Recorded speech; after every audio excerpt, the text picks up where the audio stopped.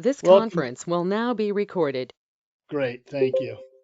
Thank you. Welcome all, TAG members and members of the public and our guests today. Uh, Thanks for joining. We've got a busy agenda, which I need to pull up in front of me for a moment here. There it is. We've initiated the recording. We're not going to go through introductions, but I do want to first review the agenda and make sure it's okay. Does anyone have any amendments or thoughts about the agenda before we start?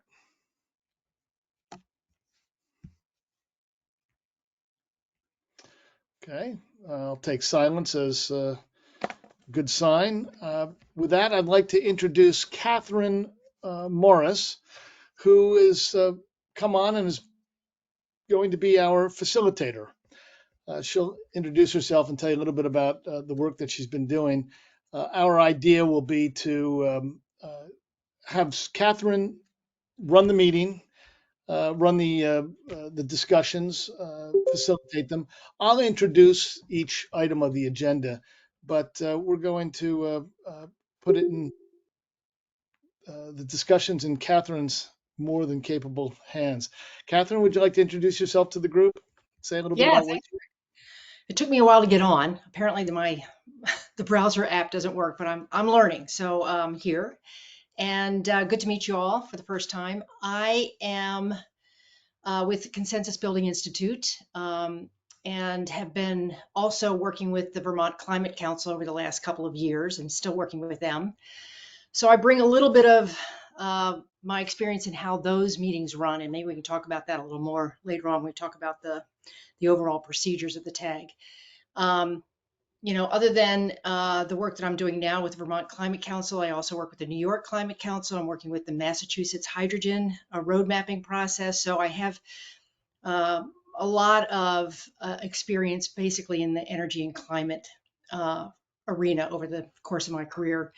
Um, but my best and highest, most credential is the fact that I finally got a heat pump installed in my house this weekend, after trying to convert it from a gas boiler system. And a couple months ago, I converted my gas stove to electric induction stove. So I'm very proud. It took me a long time to find contractors that were willing to do this work. Um, so as Rick said, I'm just going to be here to help facilitate the conversations, to help you, particularly when you're getting to the place where you need to be making decisions and really being clear about what decisions you're making. So with that, I'm going to turn it back to Rick.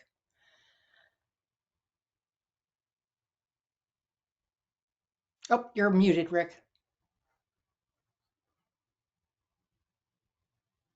Thank you. Our next item is the review and approval of the meeting minutes from the 16th of February. I hope you've had a chance to review them. Are there any discussion? Are there any changes that need to be made?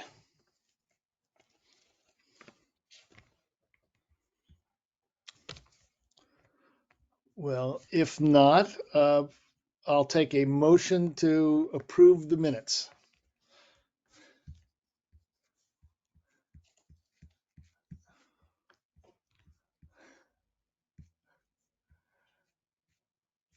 I'll move approval of the minutes, Rick. Thanks, Ken. And a second? I can second. Thanks, Emily. Okay.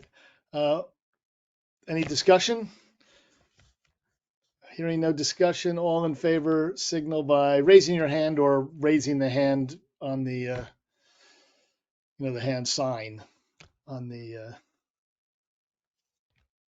there you go.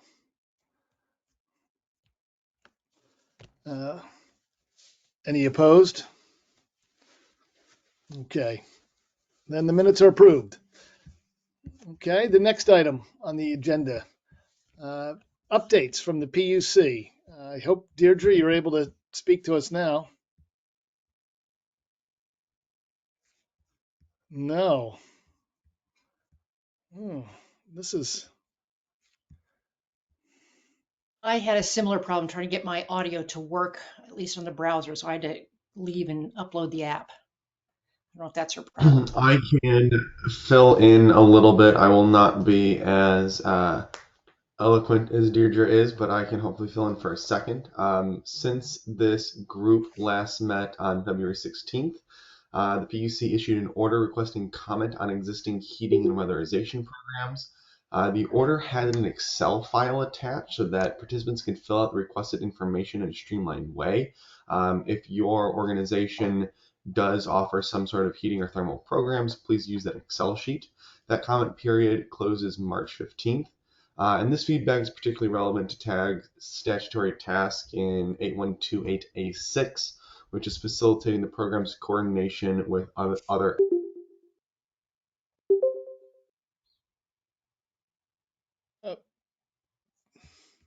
Uh, Weird. Dominic, you were made organizer. There we go, and it's still being recorded. Cool. The Equity Advisory Group met on February 20th and elected leadership for the group, Mia Watson and Chris Trombley. Mia from the Vermont Housing Finance Association Administration. I should have this in front of me, my apologies. And Chris Trombley, also in the Vermont housing space. We issued an order requesting comments on the evaluation criteria, eligibility, and compensation structure for default delivery agents.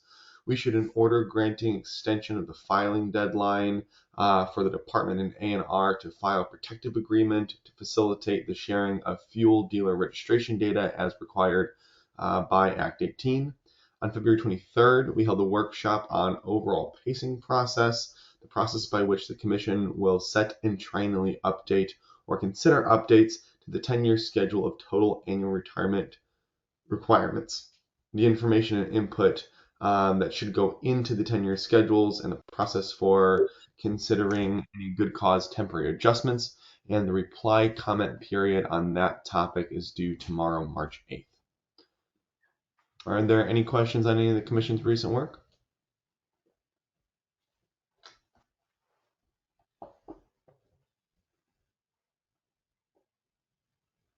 DJ.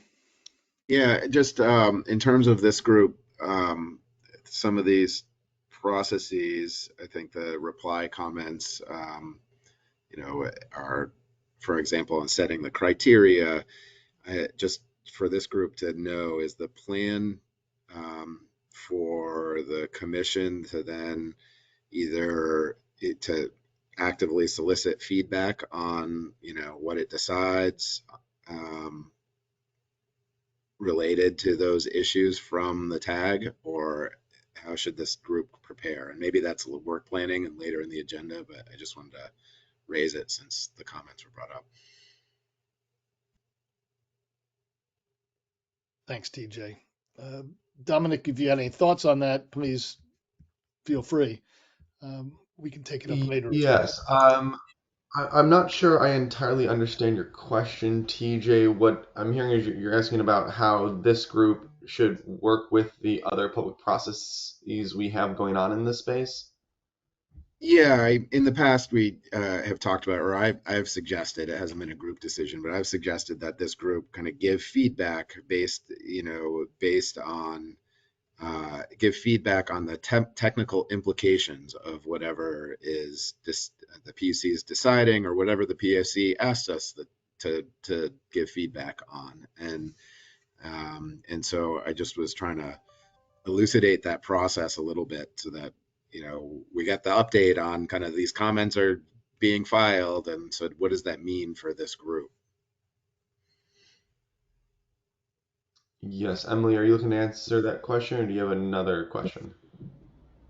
No, I was looking to weigh in on that question. My suggestion would be to defer that to the TAG work plan and schedule discussion, because that's exactly the kind of thing we're trying to figure out and coordinate, that there's a lot of moving pieces, and we are seeing some opportunities to kind of improve and streamline the coordination between those. So I think that's a broader discussion. So I'd suggest deferring that.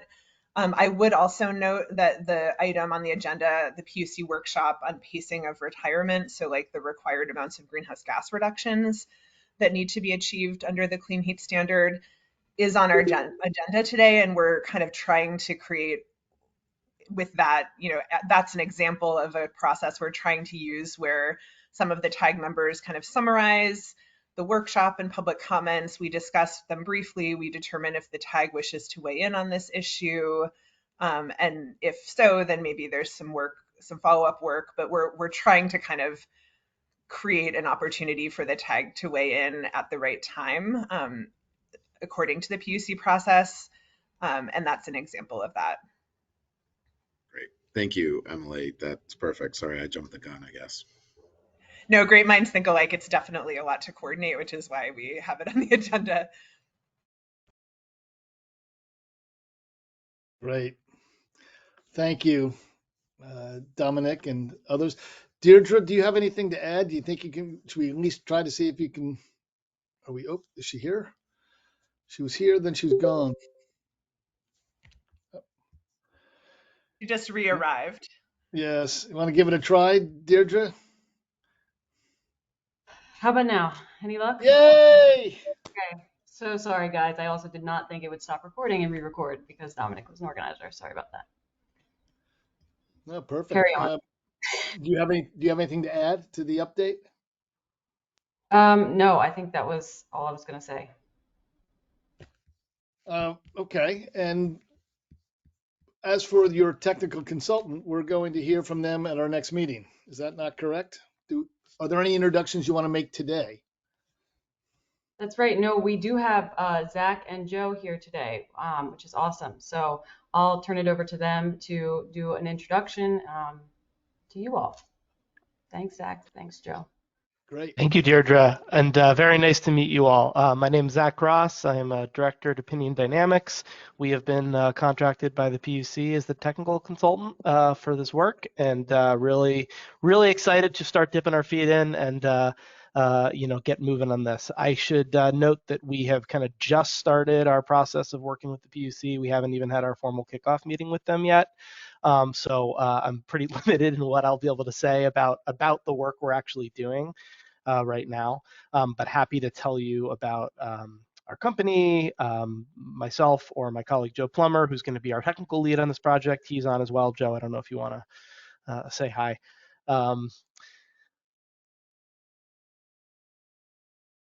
Hey, good morning, everyone.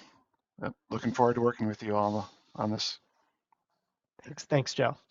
So Deirdre did ask me to just say a couple words about our scope of work, and I will just say I think our understanding of our role here is really to be developing measure characterizations to support the clean heat standard, and then to support all of you and the PUC in determining the credit values that go along with those measures. So we, I think as of now, see our scope as pretty narrowly focused on doing the technical measure characterization work and then helping build a technical reference manual that will be used for the CHS moving forward. But we do have some room in our scope to provide some assistance to the PUC and to kind of engage with the TAG on an ongoing basis to make sure we're kind of clear on what the rest of you all are working on and where what we do plugs into that. And I think in service of that, we're looking forward to connecting with the potential study team. I know we're going to hear from them in this meeting later today, but we have a time set up to talk with them in just over a week to make sure that we understand how kind of our scope and their scope overlap, connect, et cetera, so that we're not duplicating work. So I think that's kind of more or less what I got for you, but more than happy to take any questions. Like I said, I'm not sure we can say a whole heck of a lot about the technical details of our scope right now. Well, thank you, Zach. I'm sorry, Catherine. I was just going to ask. I wondered if you could also just give us a hint of what you were going to present at the next meeting, what you're hoping to cover. Great question. I apologize. I think I had that on my list to talk about. So I think we still haven't done our formal kickoff with the PUC. So I think there's a little bit more conversation there, but I think our hope is that at the next TAG meeting, we'll be able to do a somewhat more extensive introduction that will walk you all through kind of what we see our scope of work as, what we're thinking about in terms of timeline, and go a little bit further into the sort of technical details to make sure that we start providing an opportunity to have some discussion here. I think the other thing that we're going to want to talk about that I know we need to kind of go through with the PUC a little bit more first is making sure we understand how the comment and review process will work of our work by the tag. I know that that's kind of a core part of what our scope is, and I think there's requirements that all of our work gets reviewed and approved by the tag, and making sure that we kind of talk about that in our next meeting so that everyone's clear on what those processes look like, I think will be really helpful for us. Great. Thanks. Great.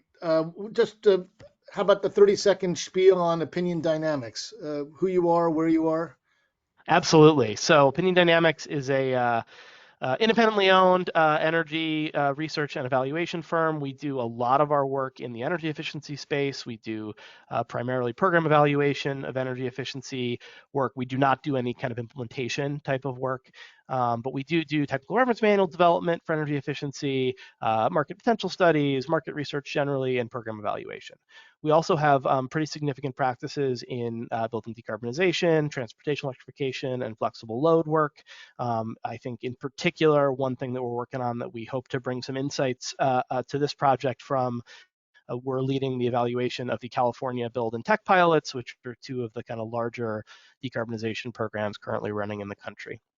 Opinion Dynamics is based in the Boston area. I am kind of in that area myself, but we have offices on the West Coast as well, and then we have satellite staff kind of throughout the country. Joe's located in Minnesota, and we'll be bringing a kind of northerly perspective, similar climate zone, I guess, to northern Vermont.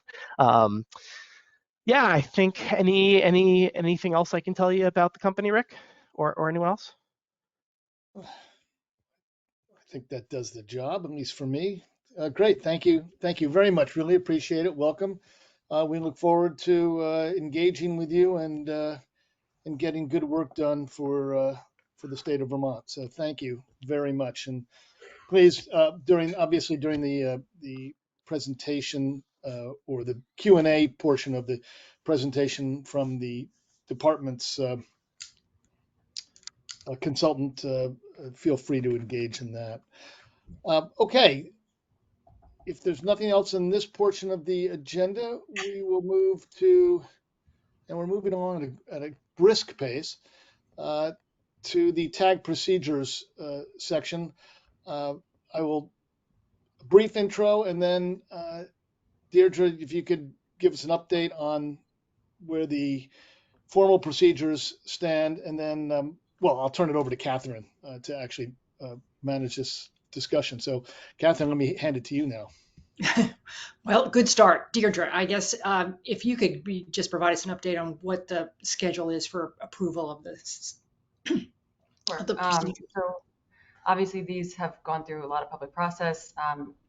This group is operating very well without having them formally adopted, but essentially this last piece of getting the facilitators officially on board. So I'm not sure if this was shared when I was going offline, but the Climate Alliance has officially approved the application for the facilitators for both advisory groups. So we thought might as well incorporate their roles into the procedures. So that was that last piece, and we anticipate having a final set to share with the advisory groups at your next meeting.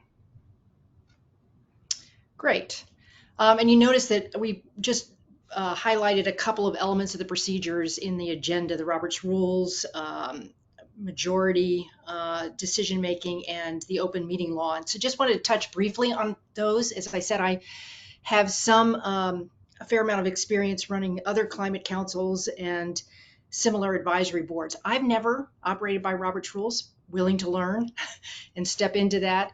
That said, my understanding of the version of the Roberts Rules that would apply to this group is a little more relaxed than your formal Roberts Rules. It's designed for boards, and I think when we get a look at the formal tag procedures, you'll see that it gives us a little more flexibility. We don't always have to have a motion to make decisions or to have discussion, for instance, and maybe we don't have to second every motion, and in that vein, I guess I definitely hope to see how we can both take advantage of the best of Robert's rules, which is how it gives us clarity in making, when we make a decision, that we know exactly what we're deciding about, but also sort of take advantage of that flexibility to have facilitated discussions around different issues before we have to go to formal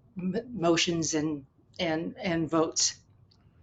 And the one thing that I think I understand is in this tag procedures is, to the extent that you want to make any changes, that is open to you to propose to the commission. So that, if things aren't working well and you want to suggest changes to any of these procedures, that's our option as well. The other point that I just wanted to bring up was that I noted that you're making all your decisions by majority rule. And there is a provision, I believe, that has to be a quorum of the members present. So if you had 8 members present, which constitutes a quorum of the tag, in fact, 5 members, and correct me if I'm wrong, Dominique and Deidre, but 5 members could essentially make decisions on behalf of the whole tag. That is technically allowed. I'm sure that most of you would prefer that any decisions that you're forwarding to the PUC have a strong support of this group. That certainly sends a much stronger message of how important it is to all of you, and shows much stronger, consensus and agreement. So I have at least suggested to Rick and Emily that, we should take advantage of some of the flexibility to do things like straw polls, so that we can at least use the time that we have within these time constraints to get as strong a majority decisions as possible on anything that you're going to forward to the commission. And the other piece was the open meeting law. There was some questions about how the open meeting law applied to any subgroups. And Rick, I don't know if you want to say more about that. It is technically, there is some language in the procedures that will address that. And we also wanted to take advantage of some flexibility there. Thank you, Catherine. Yes, it seems the statute that operates here seems fairly clear that any formal subgroup, any designated work group that we create, would be subject to the open meeting rules that we are ourselves subject to. That, however, does not require, let me put it another way, that doesn't mean that tag members can't go off and do good work between meetings and come back with suggestions and ideas, and do homework for the tag on a volunteer ad hoc basis. And in fact, that's really what we've been doing so far. Ken Jones, for example, has brought things before the tag, of his own, on his own motion, as it were, on his own initiative, and others have too. And I think we will hear from Ken and Emily today about the schedule, that sort of thing. So at this point, I guess what you're hearing me say is, I would, if we decide we want to form a formal work group to do a particular task, yes, let's do that, and we can, and it'll be subject to the open meeting rules, and it will convene and in conformance with those rules. But nothing prevents volunteers, as it were, to go off and do some work and come back with ideas and considerations for the group that we can consider. And those volunteers wouldn't be subject to the open meeting laws, according to our understanding at this point. That's our understanding, yes. And that's how I understand the Climate Council's volunteers have worked. Yes, yeah. So it gives a little flexibility, but of course there are no decisions being made. There's nothing, it's just a way of getting work done for the group as a whole.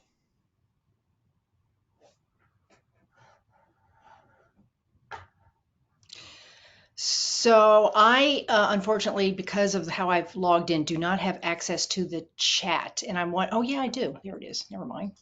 Not used to using GoToMeeting. But any questions regarding the procedures? Of course, you haven't seen the final version, but that's sort of a bit of a preview.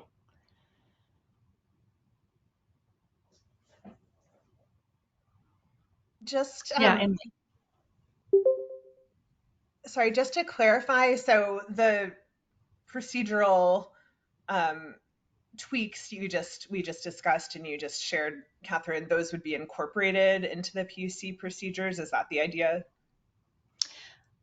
well, it doesn't explicitly call out this question of volunteers. No, it does say that if you create a designated committee to do the work of the full tag, that is a public body in and of itself and is subject to the open meeting law. So this is more of an interpretation, I would say, based on some of the work of the Climate Council and discussions between Rick and I and the PUC, just trying to understand how it will be applied. So is there anything that you've discussed today related to the procedures that you would recommend be incorporated into the formal PUC adopted procedures? No, I think the way they stand allows for everything we've talked about. Allows for that flexibility in overall applications of Robert's rules, allows for volunteers to work between meetings without being formally designated a committee. Okay, great. I just wanted to clarify whether we were asking for any specific modifications. Thank you. All right, so I think we're on and ahead of schedule to the DPS potential study. Great. TJ, we'll turn it over to you, and Catherine, take it away. I think TJ is going to do the introductions, right? Well, I'll be really brief. I'm just going to introduce other members of the Public Service Department team that are working on and leading the potential study from our area, and let them introduce our consultant. So we have on the line today Matthew Bakerpool and Ben Volaski. Some of you may have met them. They came on board to work dedicated on working to design the clean heat standard, and they're working on the potential study. Brian Cotterill is also integral to the process. He wasn't able to make it today, but I am just going to directly turn it over to Matthew, I believe, to introduce the study and NV5. All right. Can you hear me? Yes. Hi, all. Thanks for that intro, TJ. I'm going to quickly read through the agenda. If we could get the slides pulled up. I wasn't sure if we were going to have NV5 drive or if Catherine, you were going to drive. If we're going to have NV5 drive, could we give them permission to share? Yeah, I do not have any control over GoToMeeting, so I think I'm not sure who does. Maybe Deirdre could do that, or I have Dominic. not been made. Yes. Dominic, can you make them? Is it Ben Cartwright that Yeah. should be? Yes. It would be me, please, and I'll give it a shot. Thank you.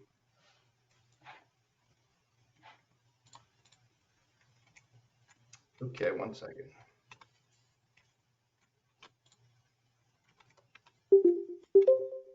And while they're working on that, I just wanted to note that we have asked the PUC if we could switch to Zoom, and so that you might see that your future meetings actually make that switch. It has not been approved yet.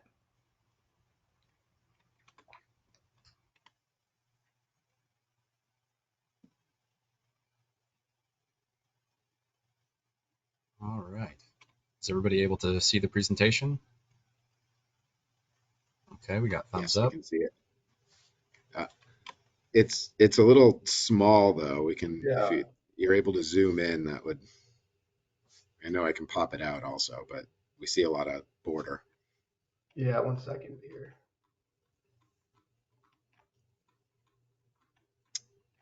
Does that help? Yes. All right. So if we want to go to the agenda. So I'll just say that we'd prefer that if people held questions until the end, if you want to take a note, unless it's a clarifying question on specific content on a slide. The department's going to request any comments from individual TAG members or members of the public that aren't answered during today's meeting be sent to the department for consolidation so that we can send it to NV5 so that they're not dealing with a whole bunch of different messages. If you would, please send those emails to me. I'll add my email to the chat, and I'll just say it now for those on the phone. My email address is matthew.bakerpool@vermont.gov. That's 2 T's in Matthew, and Baker Pool is like a baker of bread, a swimming pool, and an E on the end. BAKERPOOLE @vermont.gov. So we're going to do a quick team introduction, a project summary. We're going to go through the modeling methodology. We're going to describe, or excuse me, NV5 is going to describe the modeling assumptions for measures and emerging technologies.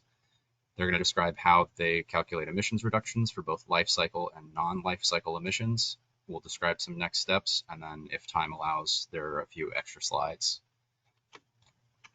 So now we can go into the intro for the potential study team.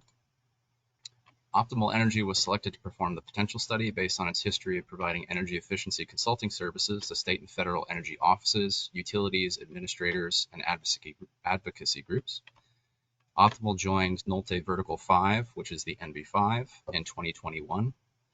NV5 describes itself as a beyond engineering consultancy in providing technology, conformity assessment, and consulting solutions for the public and private sector supporting infrastructure, utility, and building asset and systems. Optimal Energy functions as an independent business unit within NV5. Optimal Energy provides expertise and technical services in all aspects of energy efficiency.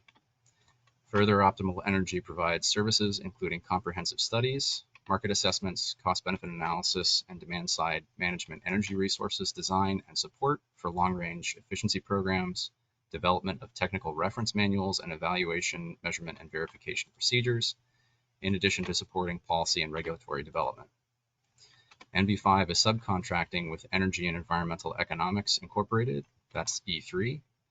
E3 is a boutique energy consulting firm that helps utilities, regulators, and policymakers, developers, and investors participate actively in the energy industry and make the best strategic decisions.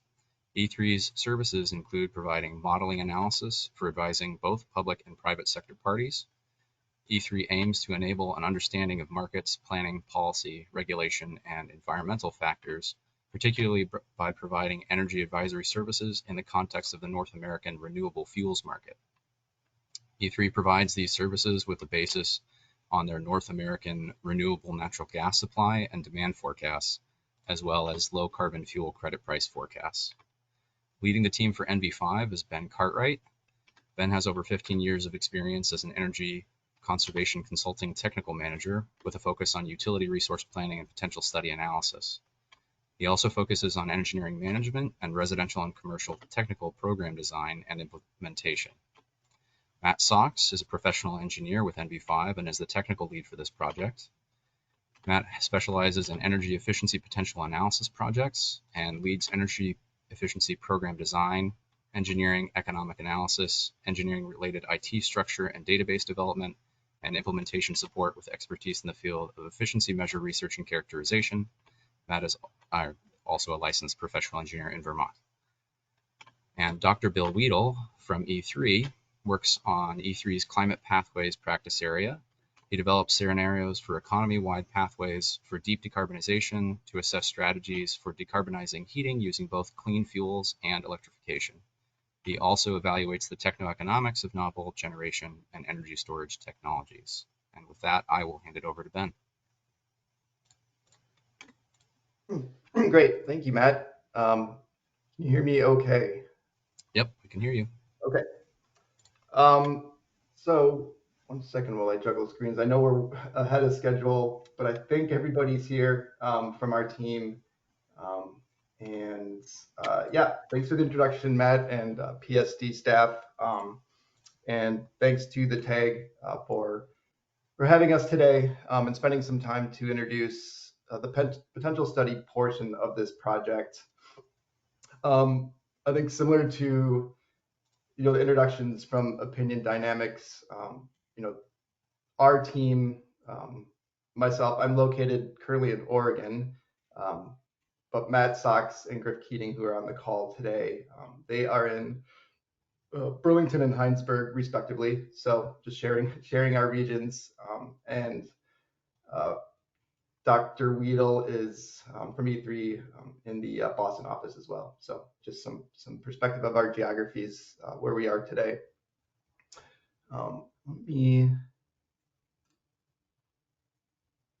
Okay, I'm just changing my screens here. So the attempt today here is to give an overview of what the potential study project is as it pertains to the Clean Heat Standard. And as like Matt said, if we could hold our questions to the end, I think we'll be reviewing those as we go along. But hopefully we can generate a good conversation and some questions today. Due to the tight turnaround and timeline of this project, we might not be able to answer everyone's questions today, but we'll be able to follow up outside and respond to your emails after this call.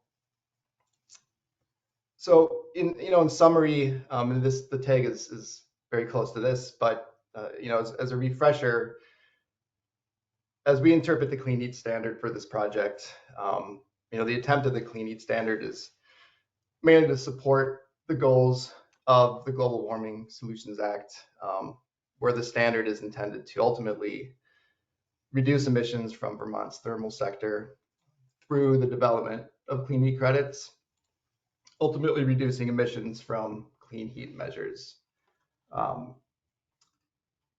We'll talk about what clean heat measures are and how we're defining them a little later in the slides.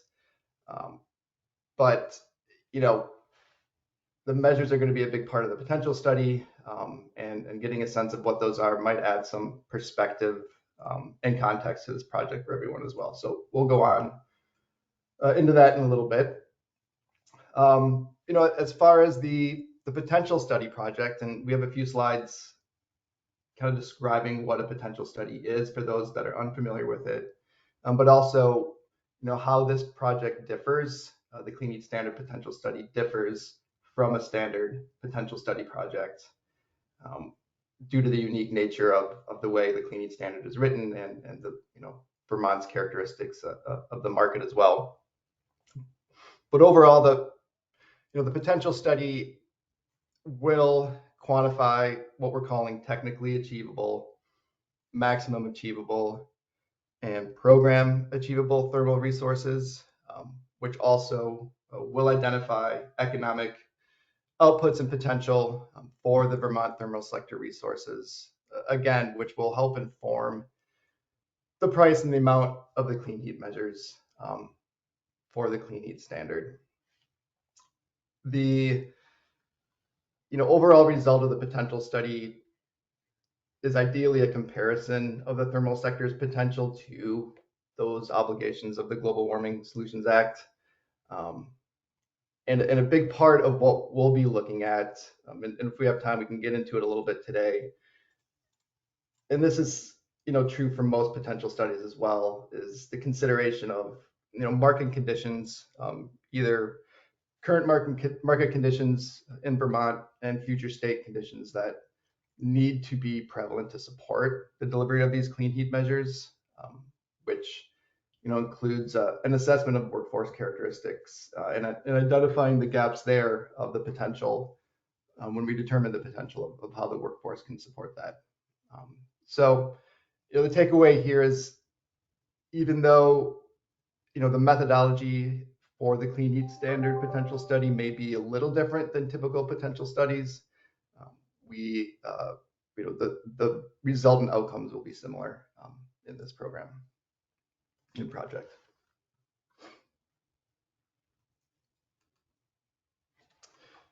So the next few slides will speak to the modeling methodology and kind of speaking back to what that technical and achievable potential means. We'll review what typically is done in a potential study to kind of help frame what potential studies are. I think that's important to understand. And then we'll also talk through how this will differ due to some of the unique characteristics of the clean heat standard. So I'll turn it over to Matt Sachs, who's our technical lead for this project, to speak to these next few slides. All right, thanks, Ben, and hello, everyone. So yeah, as Ben mentioned, there's a few areas in which this study is going to diverge from, what we would typically consider a traditional potential study. This figure on the screen kind of illustrates the different potential scenarios. These are kind of the industry standard way of looking at potentials under different definitions. This figure is presented in the context of energy efficiency, but you can kind of mentally replace efficiency with GHG reductions and apply it to this particular study. But normally we would start out with an estimate of the technical potential, and what that is what could you achieve if there essentially were no barriers aside from technical or technological barriers. So if cost was no issue, participant preference wasn't an issue, if you could go out, wave a magic wand and instantly transform your building stock and get whatever measures you wanted in place, what would that be? So that's kind of the foundational step in these analyses. There are different practitioners do that slightly different ways, but one way that is commonly done is to just imagine that could be done instantaneously. So it's like a snapshot in time, technical potential. What would the overnight technical potential be if you could do everything instantaneously? And often what'll be done too is, in these studies, there are often competing measures or practices. And to kind of simplify the analysis, what is often done is within those groups of competing measures, there's often what we call winner takes all strategy. So whatever you're trying to maximize for, if you're trying to maximize in this case for GHG reductions, you would pick the measure or the practice that would yield the highest GHG reductions, and that is what you assume everybody does within that competition group. From there, we would typically look at what is economic. So that's the subset of technical potential that passes some cost effectiveness screening test. So in Vermont, we're working with the societal cost test as it's implemented in the statewide screening tool. And as I'll get to in the next slide, that'll be a bit different for this study about how we apply that. But in a normal study, we would either apply that screening at the measure or the program or the overall portfolio level, and make sure that whatever that requirement is for whatever test is the primary cost test is achieved. And whatever passes that screening is what we consider the economic potential. Beyond that is when we move, kind of from the hypothetical scenarios to, what we call the achievable. These next two are kind of different versions of achievable potential, the maximum achievable and the program achievable. Under the maximum achievable, this is when we start thinking about, what could actually be achieved, given market barriers, with some consideration for, what those programs might be. So we typically assume, idealized programs that could address market barriers to the extent we think possible, and also typically assume incentives are available to cover 100% of the incremental cost. So whatever cost differential there is between the base option and the efficient option, there would be some incentive payment available to cover that increment. So it's really considered kind of like, okay, what's the max you think could actually be achieved if everything was working perfectly and program funding wasn't a constraint. And then beyond that, we start bringing in some real world constraints in the program scenario. So again, that's typically a subset of the maximum achievable scenario. There's no firm definition for a program achievable. That this is going to vary from study to study depending on different priorities. It might be just an overall budget constraint, or some constraint on cost to achieve, or some other optimization priorities. But the program potential scenarios are typically intended to answer some research question. Some people call this different things like realistic achievable potential. There's a variety of terms used. But in a nutshell, it's really intended to capture some other constraints and inform what the potential might be under those constraints. So if we could move on to the next slide here. So that's kind of that's the standard approach. And this slide kind of gets into why this potential study supporting the clean heat standard is a bit different. So for one, we're proposing to handle the technical potential a bit differently. Instead of looking at an overnight potential with kind of the winner takes all approach, we're proposing to calculate the technical potential for each measure that we're assessing, and Ben will get into that measure list a bit later, assuming it's the only measure installed without competition.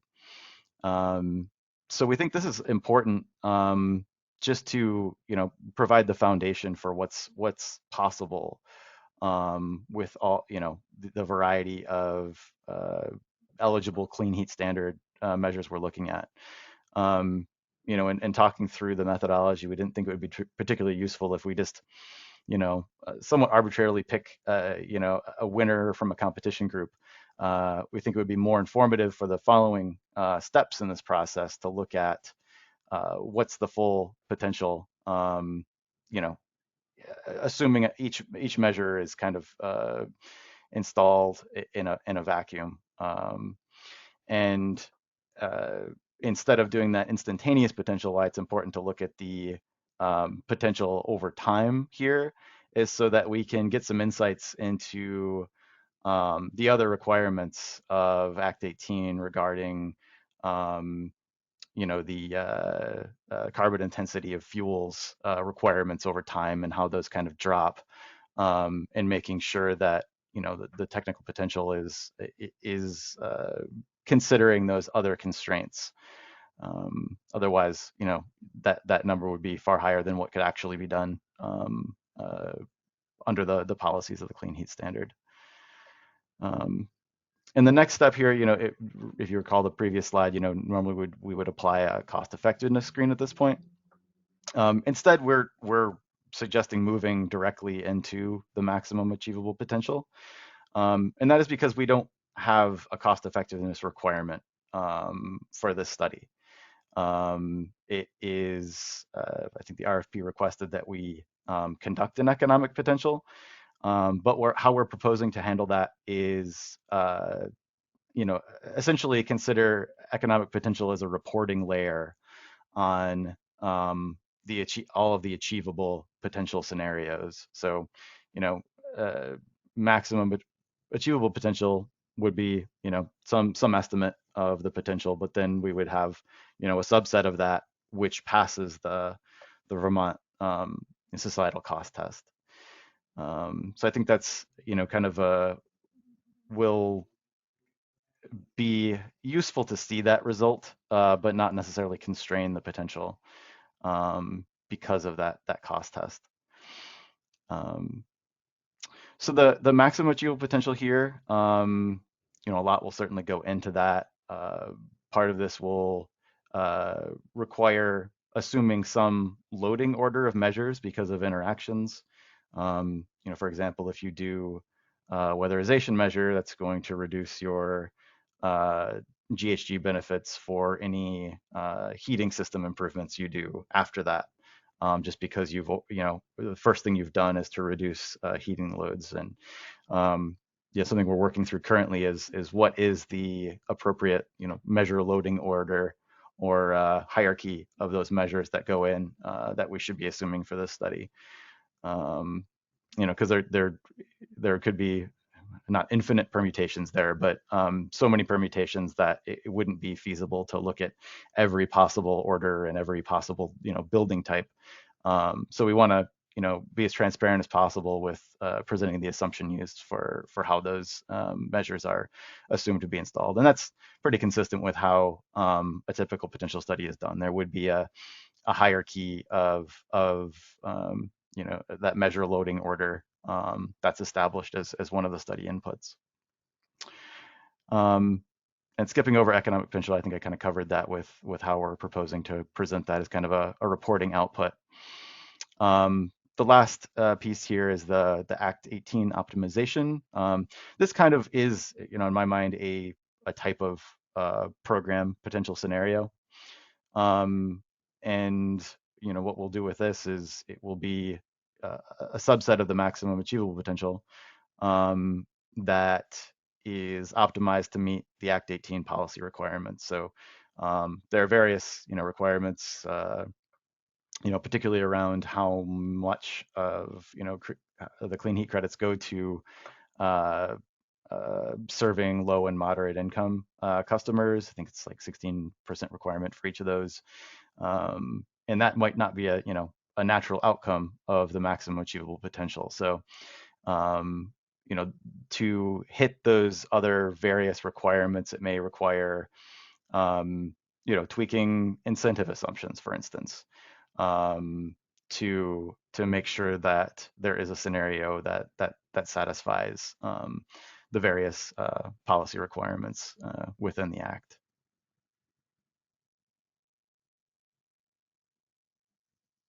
Next slide. Great. Thanks, Matt. I mean, hopefully that was a helpful introduction into both potential studies, but also a differentiation on how the methodology may change a little bit for this project.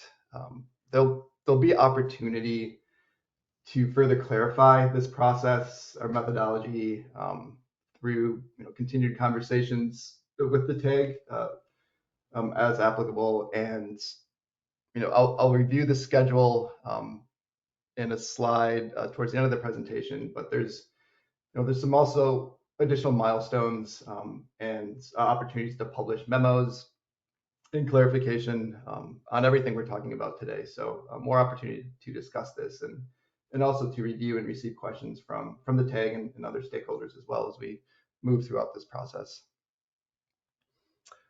So this slide is an attempt to summarize what we mean by clean heat measures.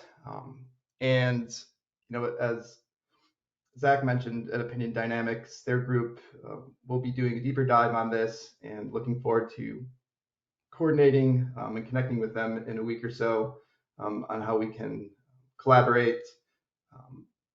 The timelines for each respective scope of work may not necessarily align, but I think there's a lot that we can work with together there as well. So here is an introduction of the measures that we're proposing, and kind of the types of things, or what we would call parameters or characterizations that we assign to the measures, which help inform the overall potential study results that Matt just talked about. So as the clean heat standard defines what a clean heat measure is any fuel delivered or end use technologies, and Bill will speak to the fuel parts of this in a slide after this. So anything installed at an end use customer in Vermont that ultimately reduces greenhouse gas emissions from the thermal sector. So this measure list, we can go through it. These were defined in the clean heat standard, and we'll see some typical Usual suspects here for measures, heat pumps, ground, ductless, and air source heat pumps. Water heat, again, some of the typical heat pump water heaters. There will be some consideration for solar and utility controlled water heat as well. Standard envelope measures, Matt gave an example of that as well, which includes our weatherization types of measures in the envelope.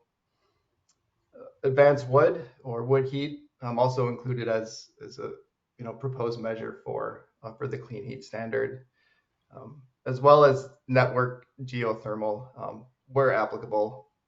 Is also a useful measure and application for this project. Efficient manufactured homes, another measure that we'll be working with PSD to further define the best way to use that measure as well, but will also be useful here, and especially important considerations, and Matt spoke to this a little bit on the low and moderate income thresholds, where it'll be important to segment the market and identify those opportunities clearly and effectively for those segments of the population, and the manufactured home measure will be part of that assessment. For C&I, standard commercial HVAC, and a lot of these measures we're seeing are supported by the Vermont Technical Reference Manual, the Tier 3 reference manual, and other regional sources, but variable refrigerant flow systems, rooftop units, boilers, the advanced wood pellet boilers, insofar as they're applicable and showing up in the market will be identified as well. And then you'll see, the last three measures, and on the right there, we have a designation of priority. This is just a visual attempt to show what we think the overall impact of these measures would be on the outcome. Not necessarily that any of these measures are lower or higher priority in the market, but when we look at advanced thermostats, some water heat measures like aerators and shower heads and induction stove tops, all important to consider, but potentially have a lower impact on the overall results compared to some of the other measures above in the list. There is, in this presentation, and I think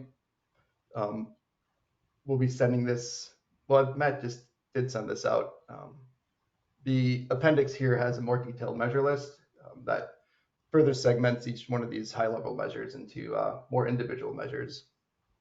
So hopefully that's useful.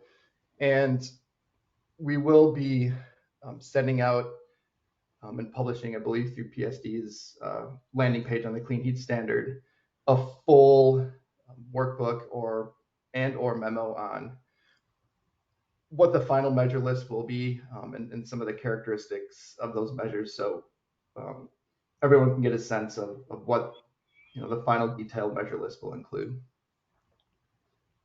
On the right, oh, go ahead. Was there a question?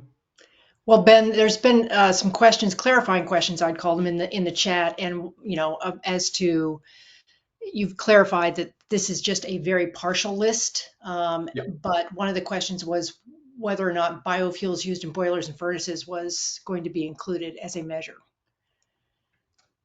Okay, let's hold that question, please. If it's in the chat, maybe we can address that when we wrap up, if that's okay. Okay.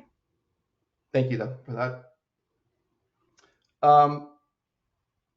And then on the right here is just a high-level list of what we use in terms of parameters to define, what the measures are and some of the market characteristics and feasibility. These are all things that are specific to the Vermont market through some of the assessments that have been done in the past. But just want to give everyone a sense of some of the things we look at that informs the measures, which ultimately inform the potential study outputs. Important to clearly define what the efficient and baseline measure descriptions are, for the measure. Measure life is going to be very important. Again, using the technical reference manual in Vermont, measure life in there, would we look at near and short term timescales of a potential study? Some measures have longer measure lives than others, and it's important to clearly define where those measures will be informing the overall potential study and the duration of the potential study's timescale. So measure life is a very important parameter here. Matt mentioned a little bit about incremental measure costs, an important input for measures. Primary fuel and secondary fuel, obviously important here as well. What the load shapes are on the measure and where they sit over, especially when we start incorporating avoided costs. Each measure will have those defined as well. Obviously, energy savings and demand savings are important. The type of replacement each measure will be doing in the market, early retirement, and defining what those retrofit replacement types are. Saving your O&M costs, also part of our measure characterizations. Any secondary fuel impacts, water savings if applicable, and then non-energy impacts. Again, insofar as they relate to the Vermont SCT and anything that's included on the benefit side of that equation are also very important here. So I think the takeaway is full measure list at the end, and we can address some of the specific questions on measures as well at the end. But hopefully this highlights and helps clarify what we mean by measures, at least for the equipment. And Bill will speak to the fuels next. And then as a milestone, and I'll bring this up in the schedule towards the end of the presentation, is there's an opportunity to review these in more detail when we publish what the characterizations are for each one of these measures later on in the project.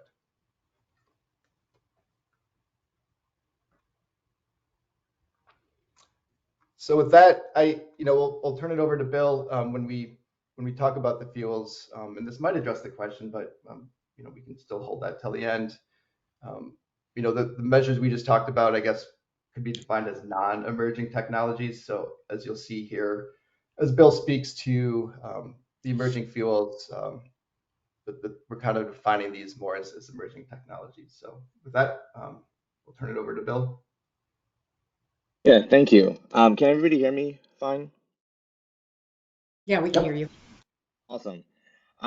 So thanks all. Name is Bill. As mentioned earlier, I am the emerging fuels lead on this project. And I wanted to give you guys a sense of the kinds of fuels that will be looked at as emerging technologies that are interactive or competitive in some senses with some of the measures that were mentioned beforehand. I want to draw your attention to the preliminary list that we have here.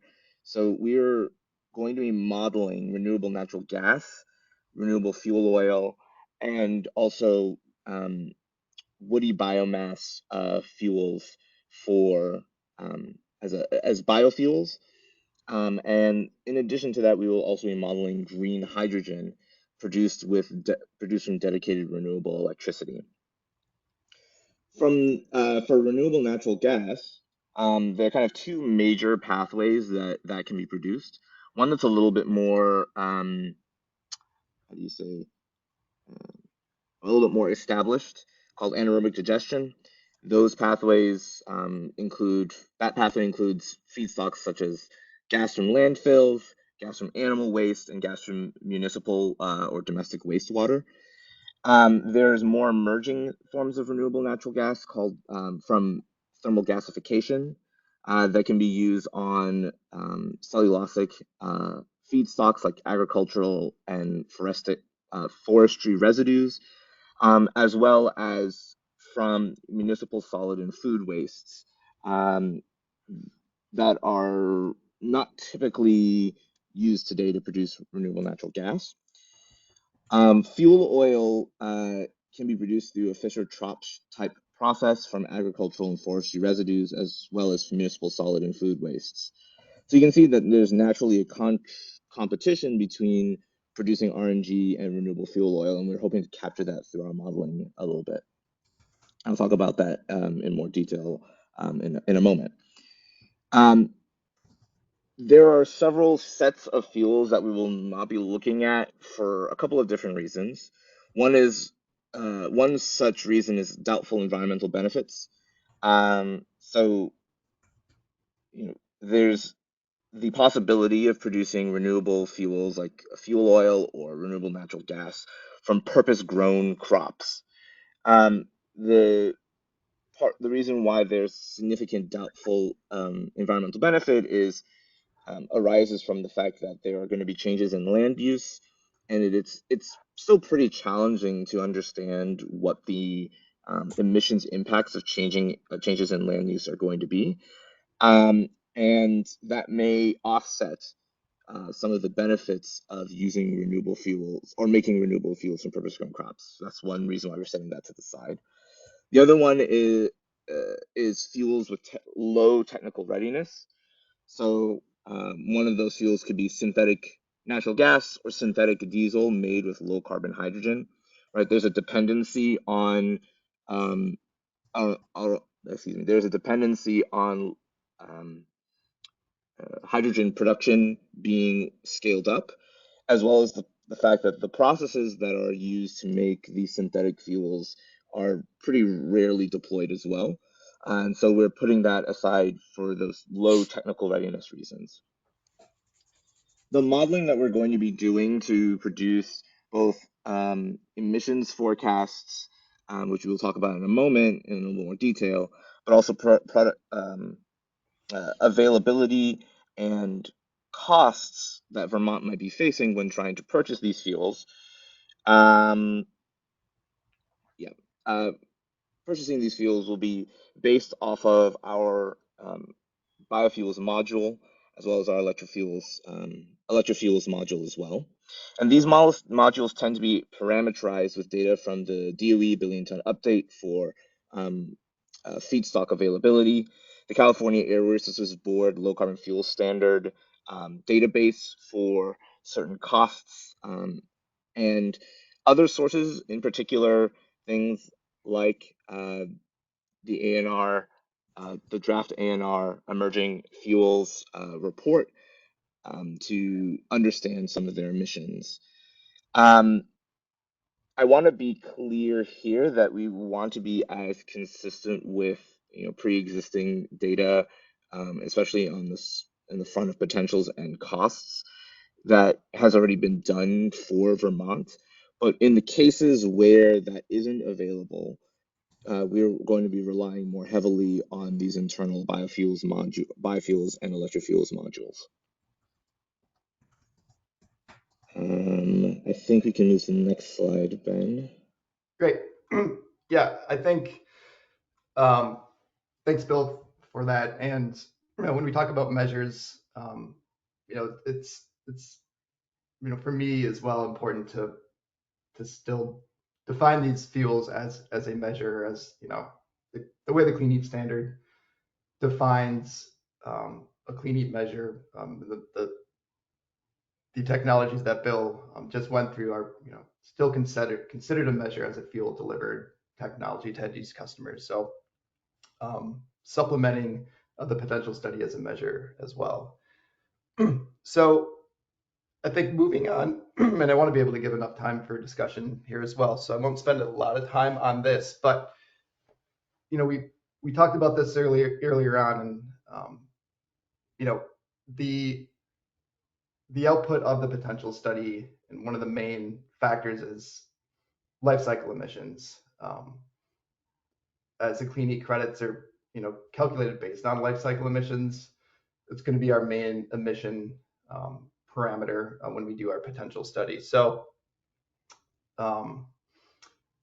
we're defining life cycle emissions as those emissions that are, the upstream emission factors from items like raw material extraction, the processing of the fuel or transportation by, major greenhouse gas type for each Vermont energy pathway. So life cycle emissions are going to be the main consideration in our potential study, because the clean heat credits are to be calculated based on life cycle emissions. That said, we talked about how this model needs to inform the targets to the Global Warming Solutions Act, the GWSA as well. Those targets are based on non-life cycle. So, the combustion end of emission factors, the reductions of at the end use. The GWSA targets are based on non-life cycle emissions, which are, in the Vermont Greenhouse Gas Inventory Analysis captures those as well. So there will be also consideration in our modeling and characterization to try to assign the non-life cycle as well. But I just wanted to define our interpretation of both of those for clarity, and that, since the credits are based on life cycle emissions, we will all be using life cycle as our main parameter in this potential study. I did want to call out, and there may have been some questions on this previously, is not, when we talk about life cycle, there could be other interpretations of what that includes. And for the scope of this potential study, we wanted to make clear that life cycle, as far as we define it, does not include, the embedded carbon or cradle to grave embedded carbon in efficient equipment and the materials on the end use equipment, which is out of scope of this project as well. So wanted to define that.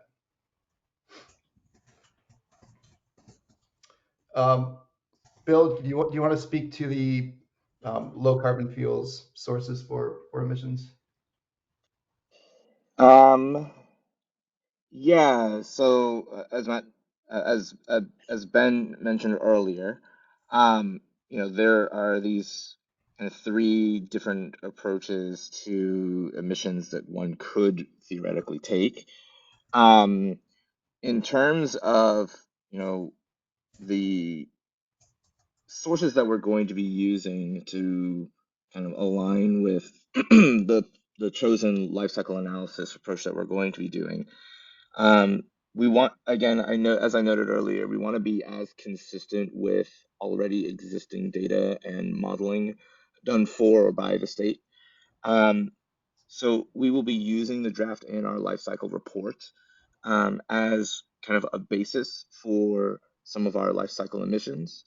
But what we will note, and what the state has noted already, is that certain upstream emissions, such as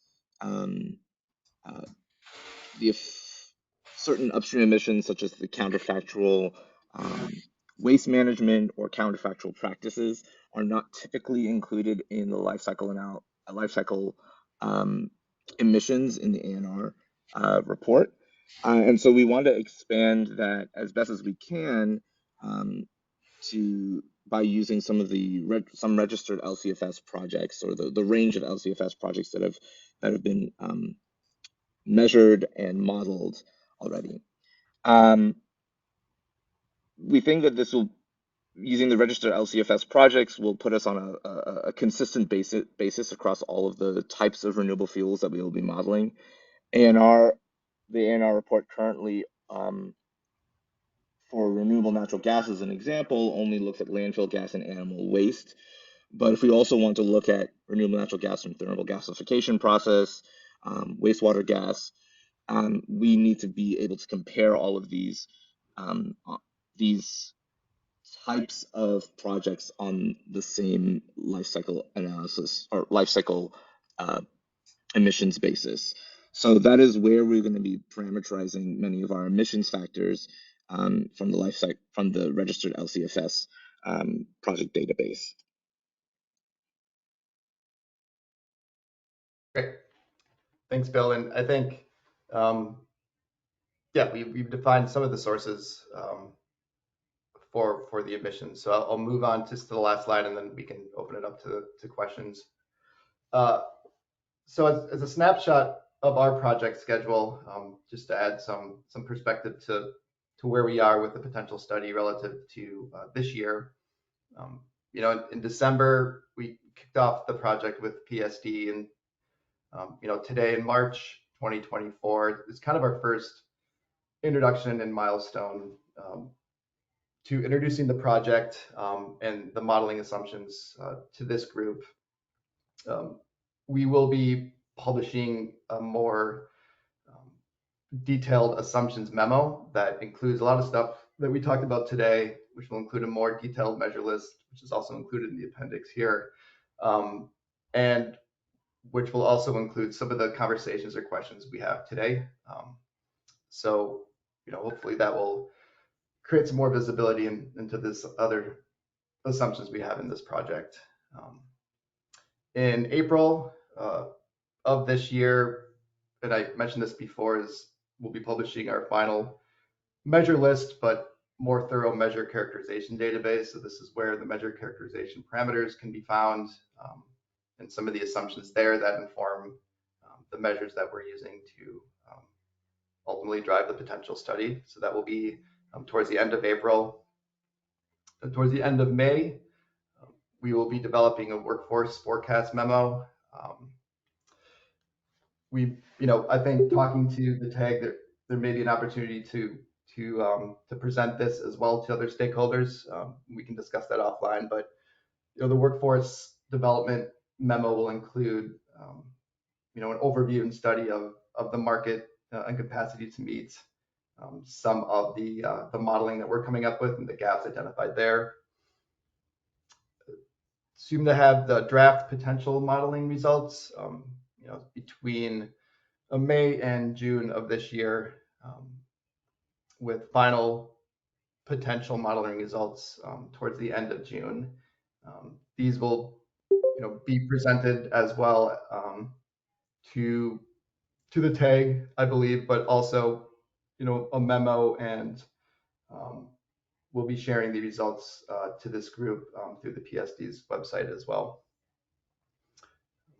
Towards the end of July, we'll have the final calibrated results. So this is, you know, what Matt talked about is the optimization, and there will be, you know, between the draft potential results and the optimization, this will be an iterative process through stakeholders and hopefully through TAG involvement, just to make sure we're thinking about the right things and everybody's comfortable with some of the results we're coming up with when, you know, before we start optimizing to some of those things that Matt talked about. And ultimately, you know, proposing to have a final draft report July 26th. This report will include a lot more detail, obviously, final assumptions. There'll be more assumptions as we go through the modeling process that'll be identified in that draft report, as well as the, you know, more detail on the measures and methodology for the potential study. So aiming to have that by July 26th with a final report in the middle of August 2024. So I think with that, we can open it up to questions. And I'm not sure if I haven't been following the chat. Yeah, there has been some questions in the chat, but to the extent that folks want to verbalize those, that would be great.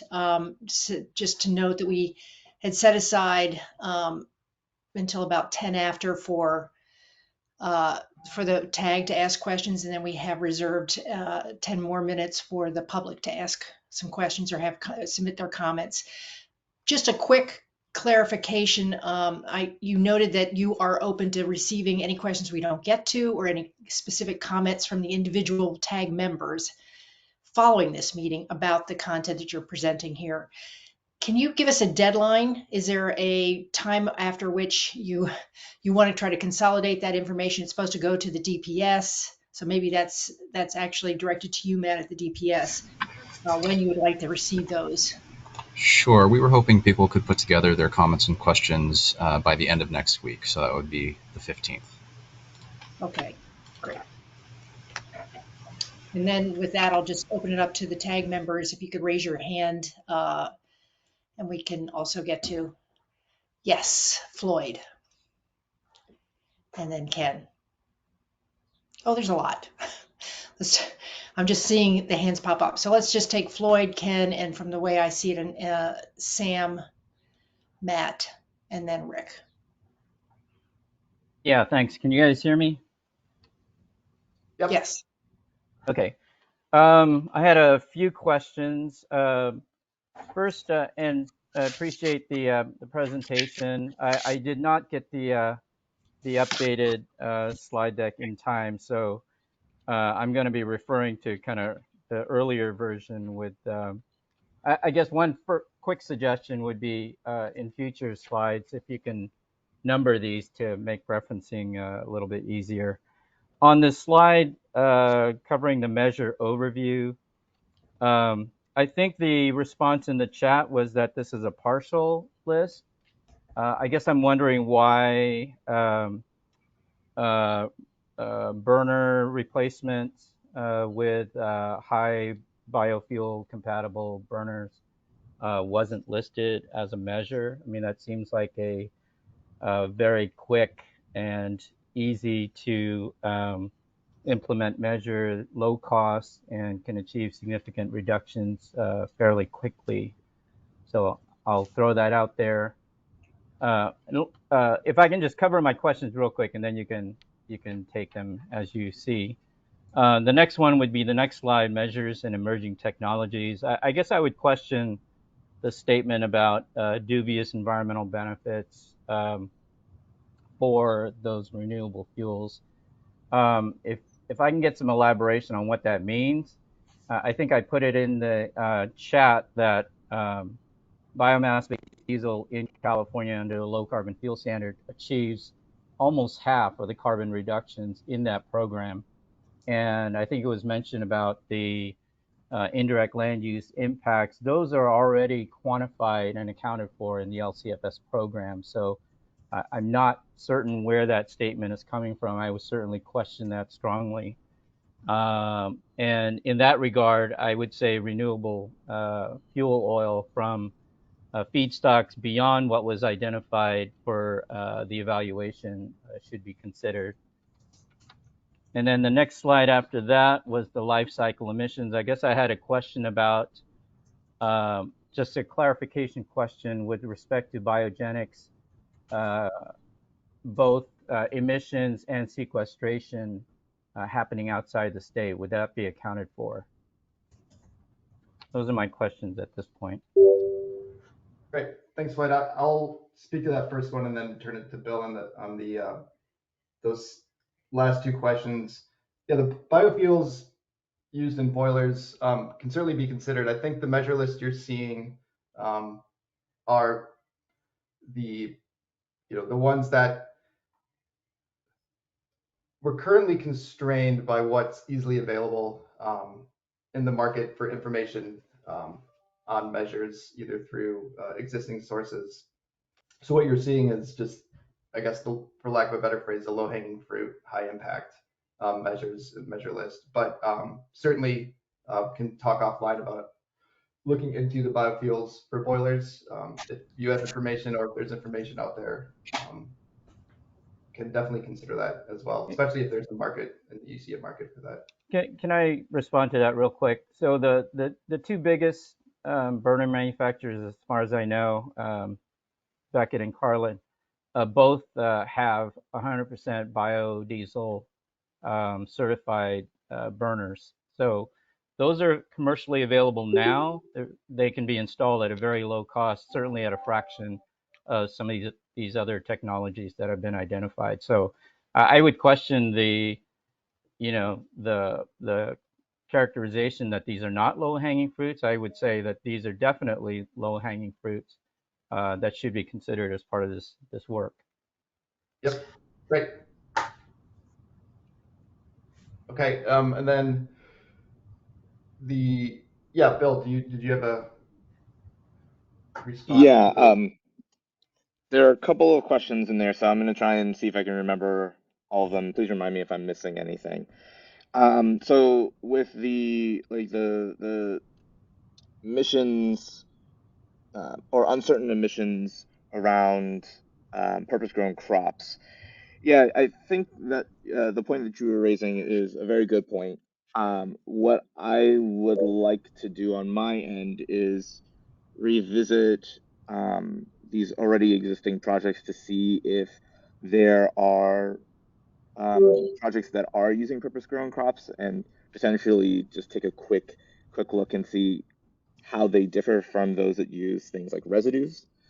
Um, there's obviously going to be more than just the land use changes that differs between the two, but that might present us some indication as to the approach you might want to take.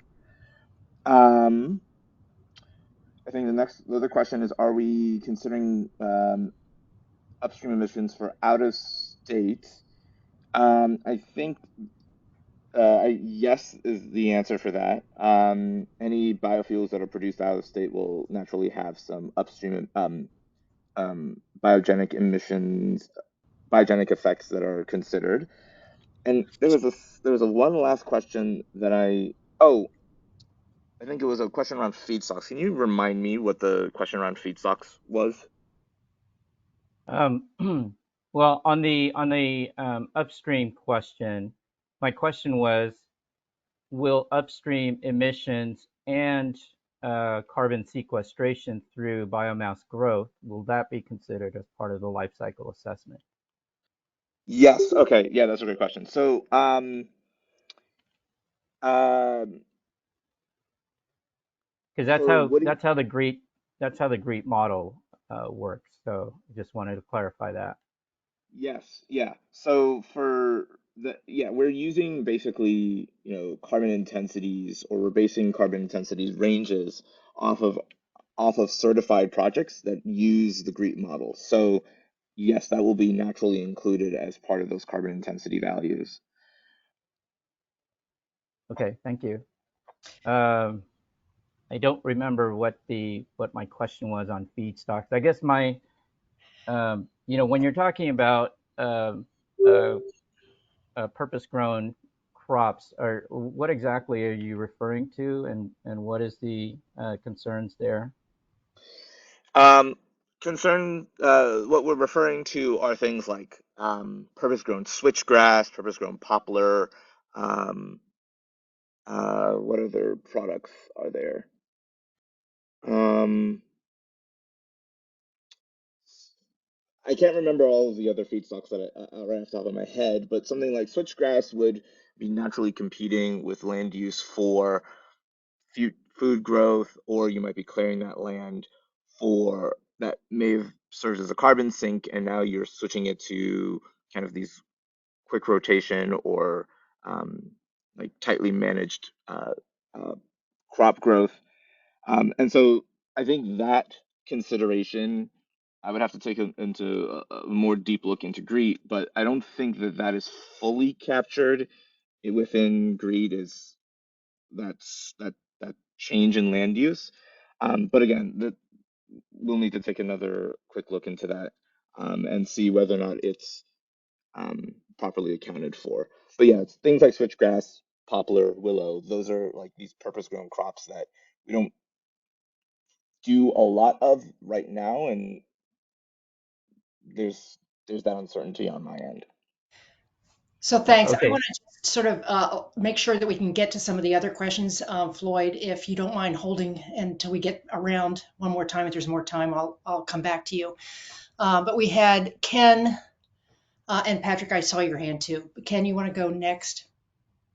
Yeah, I do think this renewable fuel oil topic needs to be resolved pretty quickly. My understanding, the federal law that provides credits for the creation of diesel fuel from crops, are those going to be included or not? This is the soybean, rapeseed oil, others that, my understanding, represents today, more than 1 billion gallons of production in a year. And could very well be a critical variable in Vermont in terms of addressing the standard. So if that's not going to be considered here, then we need to set up an alternative analysis so that we can understand the potential. So that's one point. And then the second one comes from, you folks also sent around a little paper that's the NV5 Clean Heat Standard Potential Study Modeling Assumptions. And under that, under technical potential, you say that the NV5 team will replace technical potential scenario with additional economic or maximum achievable scenarios. I didn't hear that today, and curious if indeed you are. And you know, use the example of if you do this with heat pumps, it precludes a lot of things. I didn't understand that. You know, we need to know the potential for heat pumps. There are certain applications that heat pumps aren't going to work. We need to know what they are. And, you know, bigger ones, heat pump hot water heaters, you know, they don't work in certain building layouts. And we need to know what those are. So if you could help me with that technical potential piece, but also, yeah, in general, if we're not going to be dealing with the primary source of fuel oil that's developed through agricultural crops, we're going to need to work on that. Yeah, Ken and Matt, maybe if you don't mind clarifying the technical potential again that we talked about to answer Ken's question.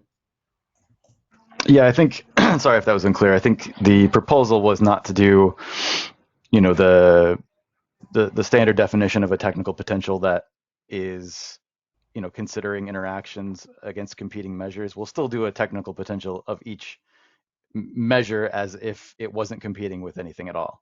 In other words, you know, you won't be able to sum the potential of each of those measures, but you'll be able to see, okay, well, what if everybody that could do, you know, heat pump water heaters actually went and installed them? What would the technical potential be for that? And then, you know, we'll use that in subsequent steps of the analysis to drill down into the max achievable and the optimized, you know, program potential. Thanks. Sam, you're up next.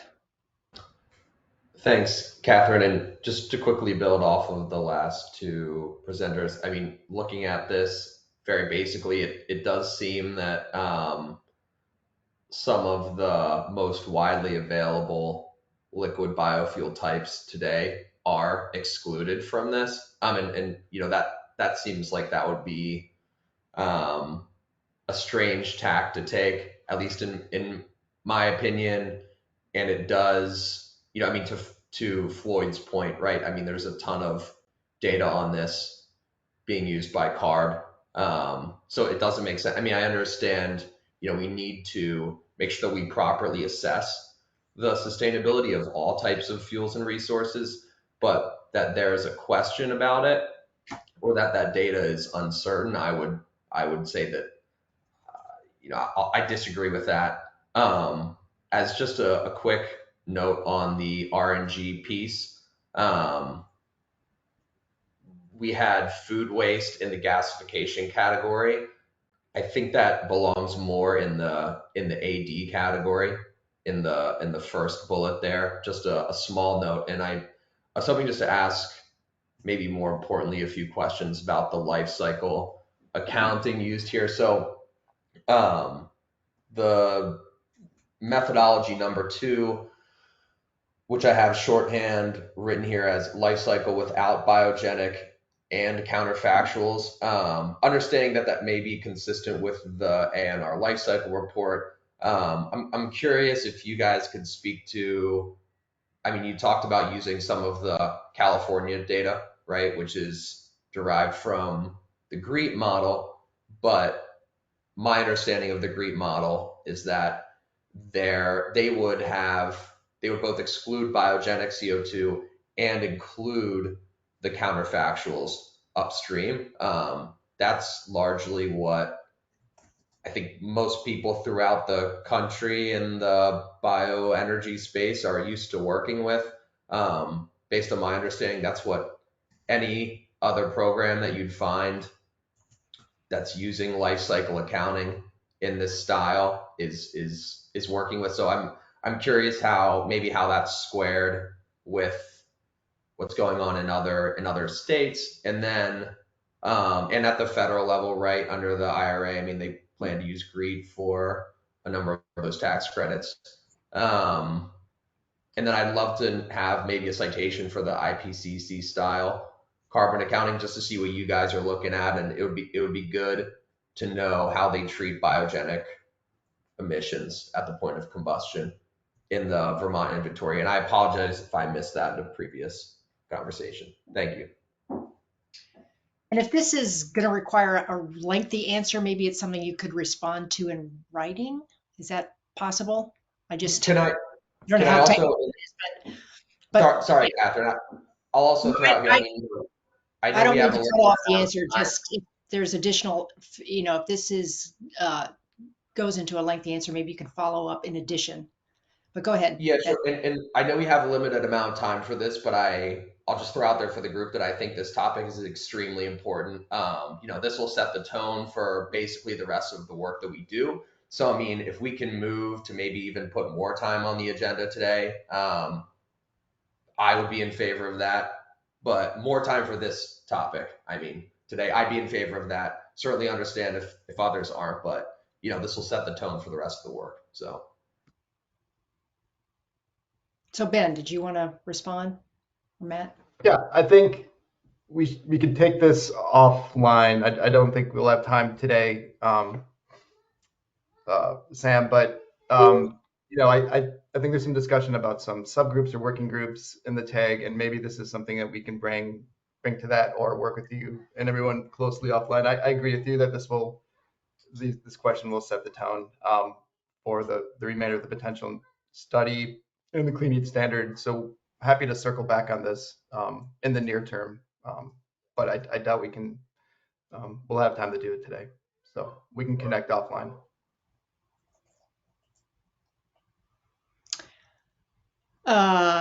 Matt.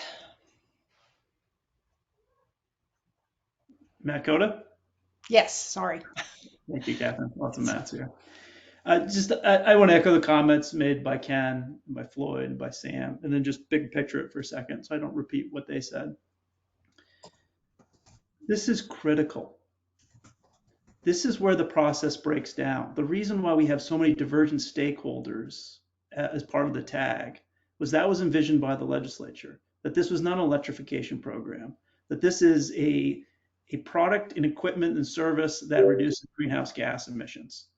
So for me to open up this page and see assumptions made by someone who's being paid by taxpayers that says doubtful or dubious,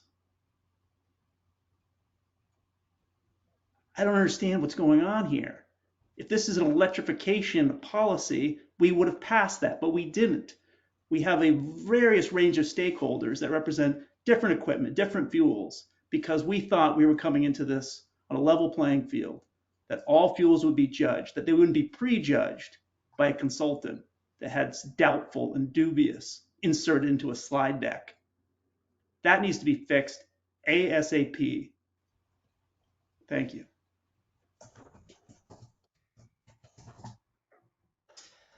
All right, I have up next Rick and then Patrick. And I see, Emily, you have your hand up as well. Thank you. Two things.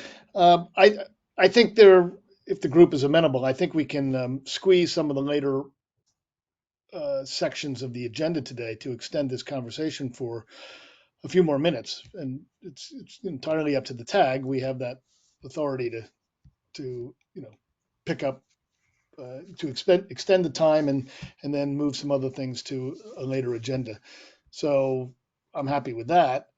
I have just one minor, issue that caught my attention. At one point, you said that you are not, for the purposes of life cycle and emissions accounting, you are not including the embedded carbon in efficient equipment. What was the thinking behind that? I think the way that the Clean Heat Standard is written in terms of life cycle emissions, the way we've interpreted it in discussion with PSD, is that life cycle was a fuel-based and not necessarily material based. And insofar as we have information on embedded carbon and materials, it was interpreted and determined that that deep of analysis was out of scope due to our understanding that life cycle emissions was, a fuel based, as written in the standard.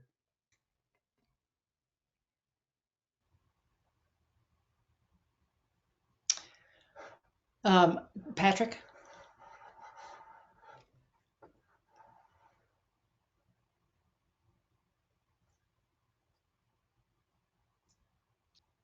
Yes, hi, thank you. Thank you for all the good comments and questions. I second all the comments from Floyd, Ken, Matt, Sam. Great questions, things that I agree are critical and need to be considered. I wanted to ask a question, but also a comment related to using the CARB registered certified pathways to get to the carbon intensity of RNG. And my expertise is in dairy RNG. And so if that approach makes sense to me, but I think you'll run into an issue where there are not, you will not find any Vermont certified projects there. And if you're looking across the country, you will find lots of variability in those carbon intensity scores. And so you need to encourage you to pick a subset of projects and certified scores that will be relevant to Vermont, and just wanted to offer to help with that. We know the intricacies of that really well, and want to just offer to help make your job easier in doing that. When the time is right, please let me know. I'm happy to chat with you about it and make that more specific, especially since there are some expected changes to the CI scoring coming from CARB, that past approved scores may not be explicitly relevant for the future, or just may need to be adjusted. So the question is sort of about, I don't know what degree of detail you're going to get into, but depending upon how detailed you are going to get, wanted to offer assistance to make your job easier. Thanks. Thanks, Patrick. And then I see Emily Levin and then Emily Roscoe. Hi, I recognize a lot of the detailed discussion around assumptions for renewable fuels, and I don't, if others want to weigh in on that, I don't want to steer us in a different direction, but my comments and questions relate more to kind of taking a step back. First, a really quick question. You only talked about life cycle emissions for the renewable fuels measures, but there are life cycle, lifetimes for the installed equipment as well. And that would also be factored into the potential study, correct? Correct, yes. Okay, just wanted to confirm. So my questions relate to kind of more around the big picture use of this study. I guess, first of all, given the kind of conversation we've just had, and the fact that we also have a technical consultant developing measure characterizations for clean heat measures, I would propose that there's a very near-term activity to really develop a common defined list of measures. I brought this up at a previous meeting, and somebody said like, oh, well, that's defined in the legislation.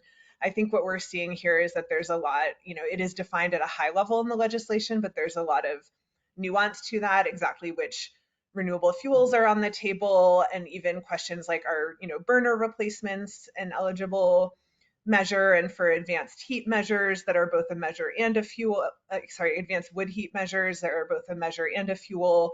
I actually think there's quite a lot to refine there. And it would be extremely helpful, I think, to have some upfront coordination with both the potential study consultant and the technical consultant developing the clean heat measures with the TAG to really settle on that list of measures to be analyzed up front. And I've spent a lot of quality time with the PUC schedule, the proposed schedule from December, and I can't quite figure out when that's supposed to happen, but to the extent I found it, I feel like it's happening like in May or June, or I can't recall, but it certainly wasn't clearly identified as something to happen up front. But I think in the absence of that, we could end up with, some really bad outcomes, like totally different assumptions in the potential study versus the measure characterization, or getting a lot of work done only to find that we have a lot of fundamental disagreement. So if we could somehow organize our work to really prioritize alignment on that list ASAP,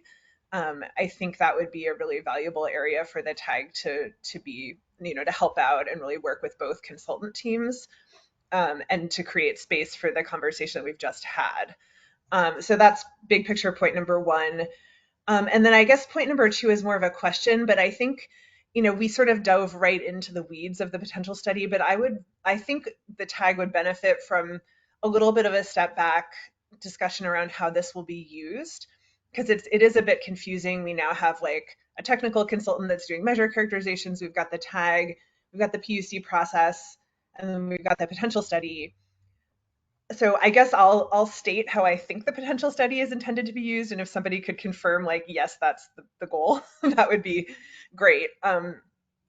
So my understanding is the potential study is going to primarily be used to inform the required amounts, like the amount of greenhouse gas reduction, that can feasibly be achieved, and kind of compare that to the Global Warming Solutions Act obligations for reductions, and just confirm, like, yes, that is possible. Here's how we think we could achieve it.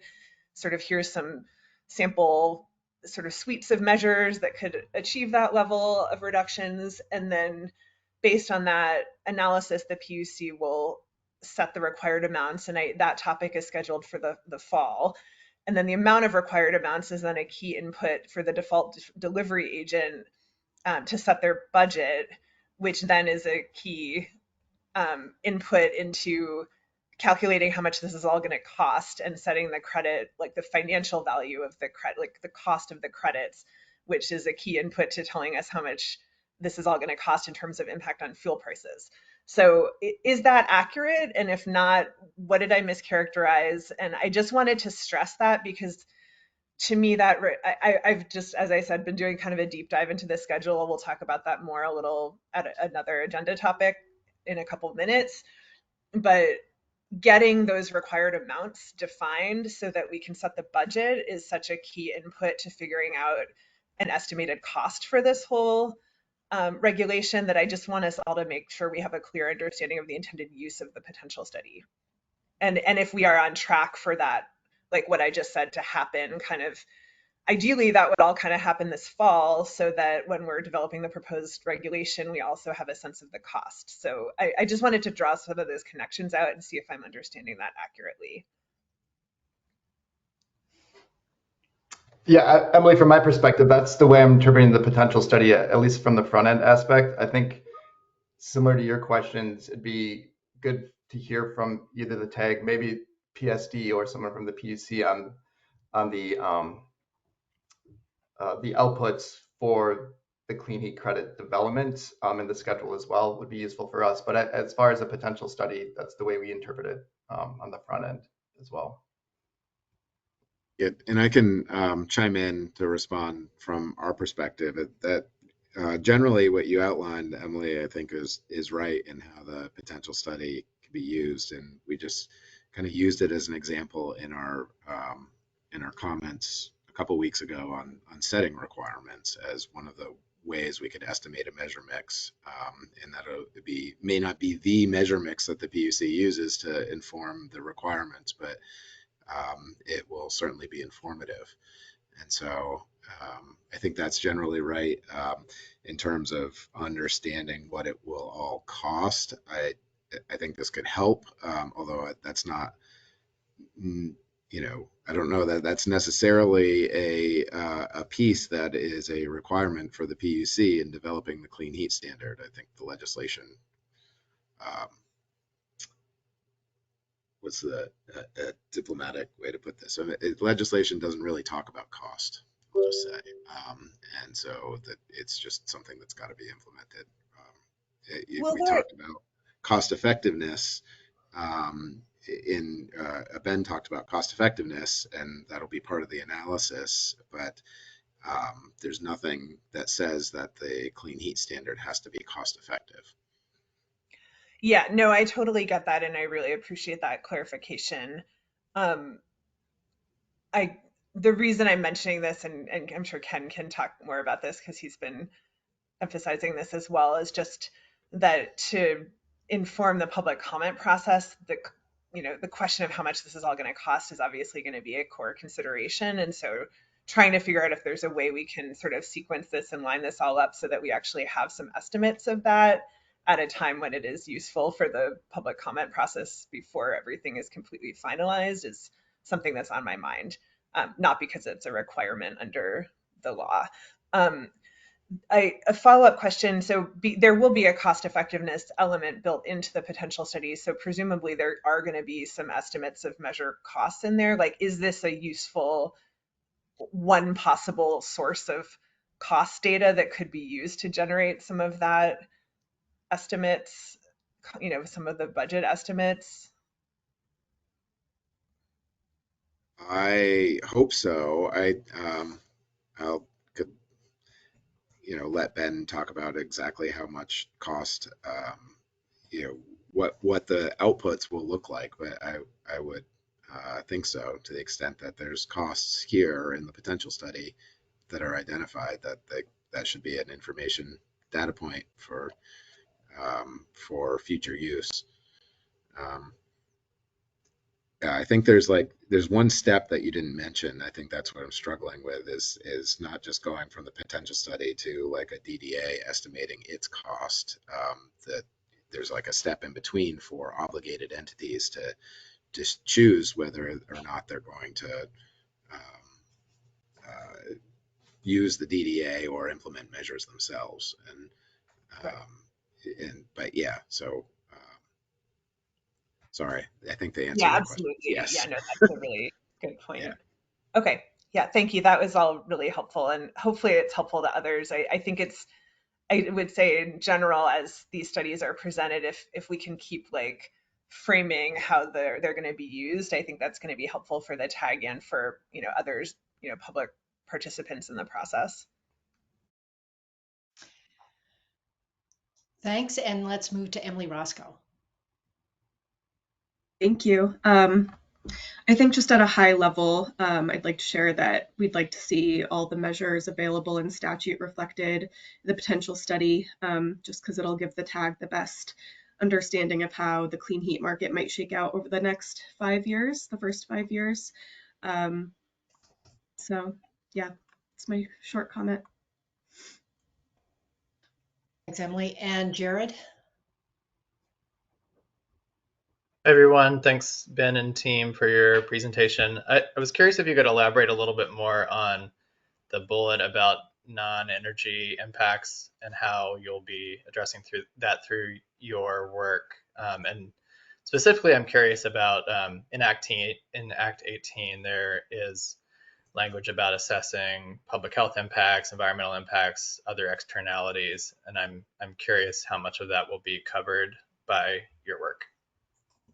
Yeah, good question. I'll answer part of that, and then Matt, feel free to elaborate. But I think where non-energy benefits show up in the Vermont cost effectiveness test and the way that they're approved as a benefit will determine what we're able to include, and also what data is available to include. That's readily available will be dictate what's in there as well. So I think that's TBD based on a little further investigation, but definitely look at it. Matt, I don't know if you have anything to add on the non-energy side as well. No, I think you captured. I mean, the key is just we're it's not in our scope to try to develop or quantify any non-energy impacts that aren't already used in the societal cost test in the state. So to the extent those, have been quantified and should be included, we will include them in the screening of measures or, in quantifying the cost effectiveness potential. But I think that's the extent of our scope there. Okay. Thank you. I appreciate that. I do want to, maybe call attention to not all impacts are benefits. There could be some detrimental impacts of some decisions made through this process. I don't know if that's something that the other consultant could, potentially focus some of their scope of work towards as well. But representing the Department of Health, that's particularly, one of the areas that I'm most interested in drilling down into. It also doesn't necessarily need a response now, but I'd be curious to learn more about the details of how your scope addresses some of the equity considerations, affordability, for example. Would just be great to be able to review some more detailed methods for those. So thank you. And Floyd, promise to get back around to you. Unmute. All right, thanks again. So a couple of additional questions. So I think I heard somewhere in the presentation, or maybe I read it in the materials, that there would be a consideration of the time it takes to deploy these measures. Is that correct?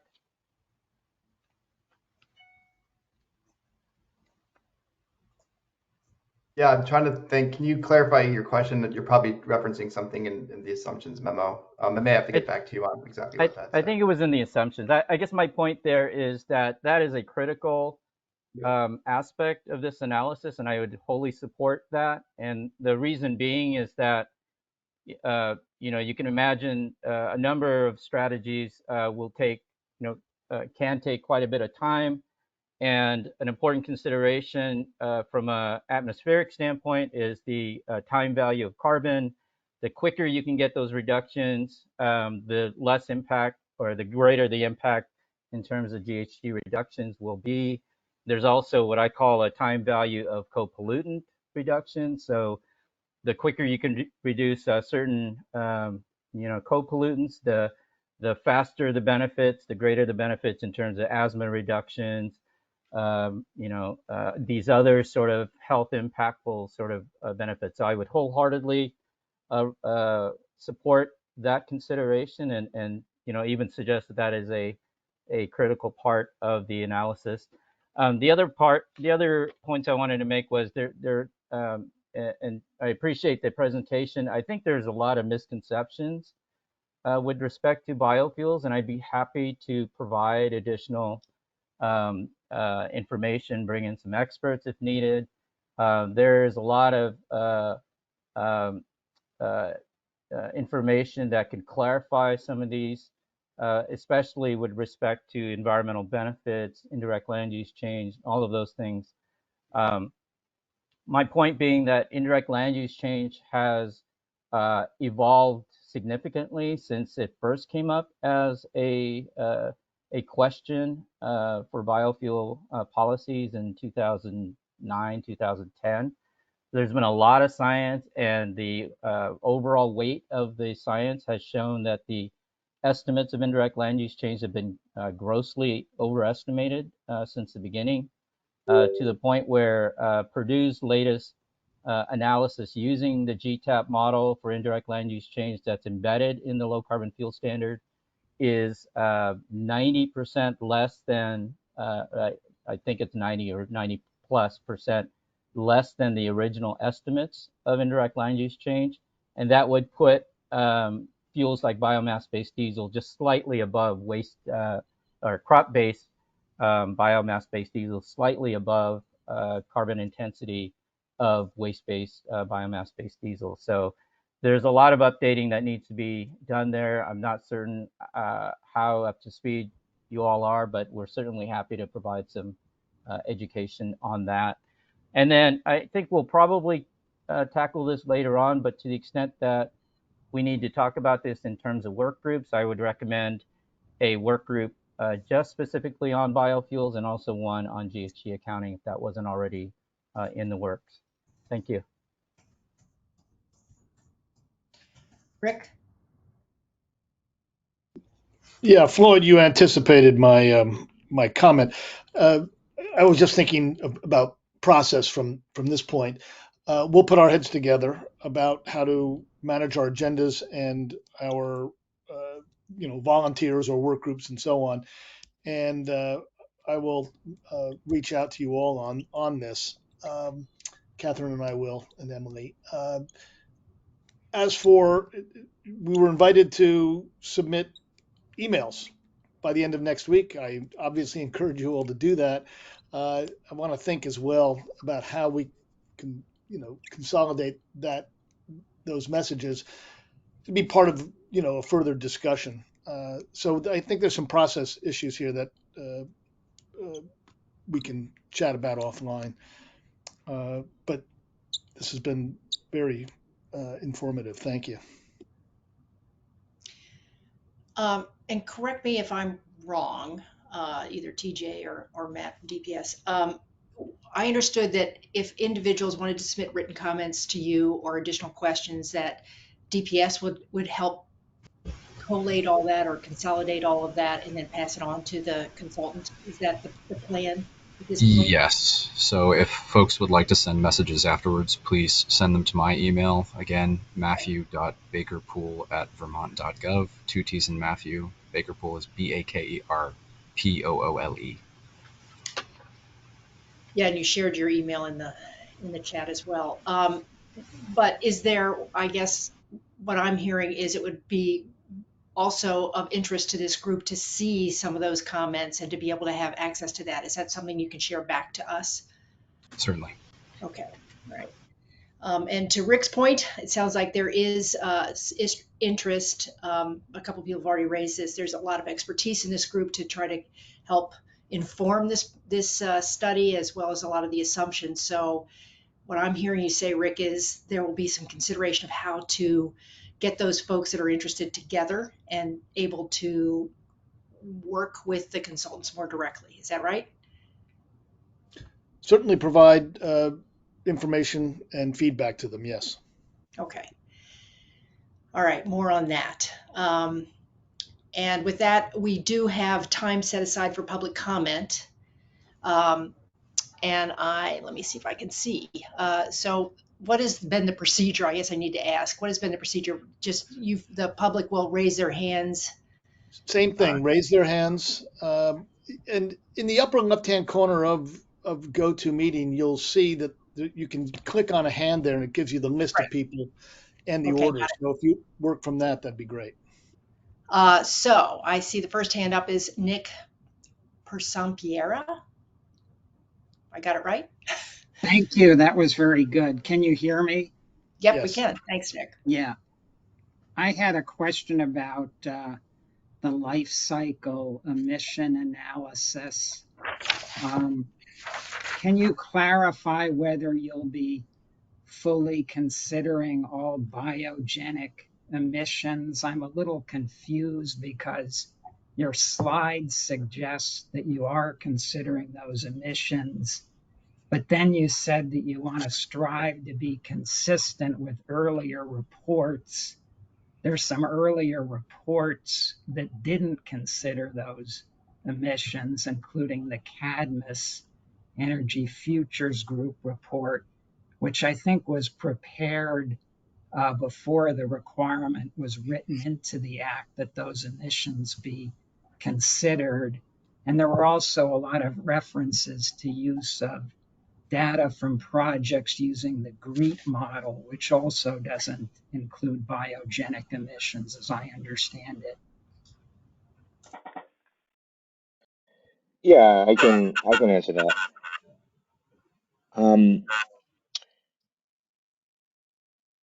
Yes, so when we say, that we're trying to, Nick, do you mind muting? I can hear an echo on my end. I think you need to mute yourself so that we don't get the feedback.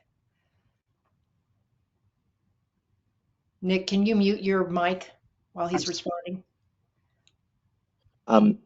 Thank you. So when I say, we try to be consistent as best as we can, if the data that is available to us is ultimately consistent with the proposed methodology that we're going to be using, we'll use it. Otherwise, we'll go and we'll find a different source, I think is really what I was trying to communicate there. on the biogenic emissions thing, we will need to go back and revisit the how GREET explicitly treats it.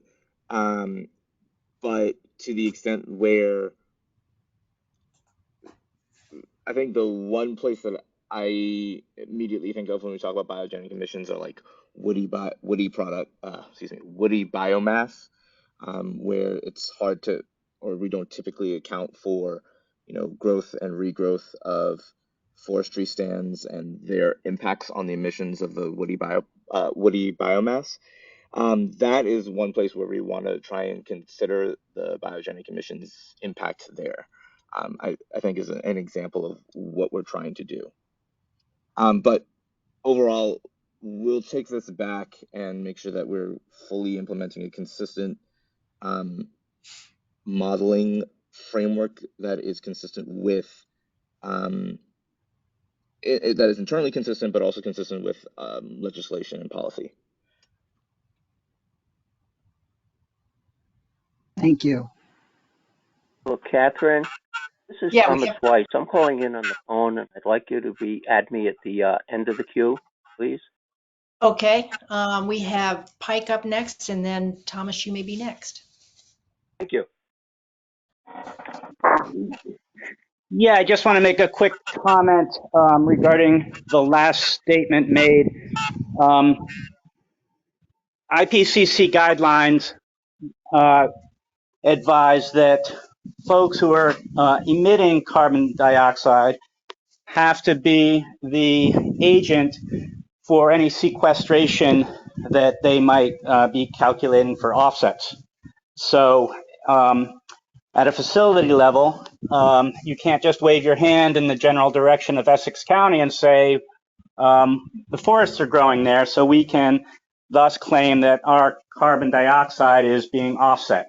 You have to be the agent of the offsets. So if you own the land, then you could maybe account for those sequestration. But I just want to point out that that's what the IPCC guidelines state. With regard to the emission factors of wood, I saw on the documents that you're still wondering how to calculate that. It should be fairly easy based on the amount of wood that McNeil generating plant burns and the actual value of the CO2 the McNeil generating plant produces, both of which are easily accessible. The EPA has the second and the state PUC has the first. Thank you.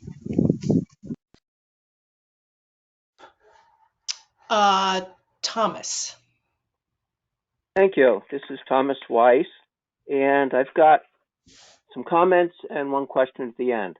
I think it was Emily Roscoe had mentioned listing all of the measures 1 through 12, and I support that. I think they should be listed in order 1 through 12 with all of the subcategories and include 8, 9, 10, and 11, which are not included in the table in Appendix 1.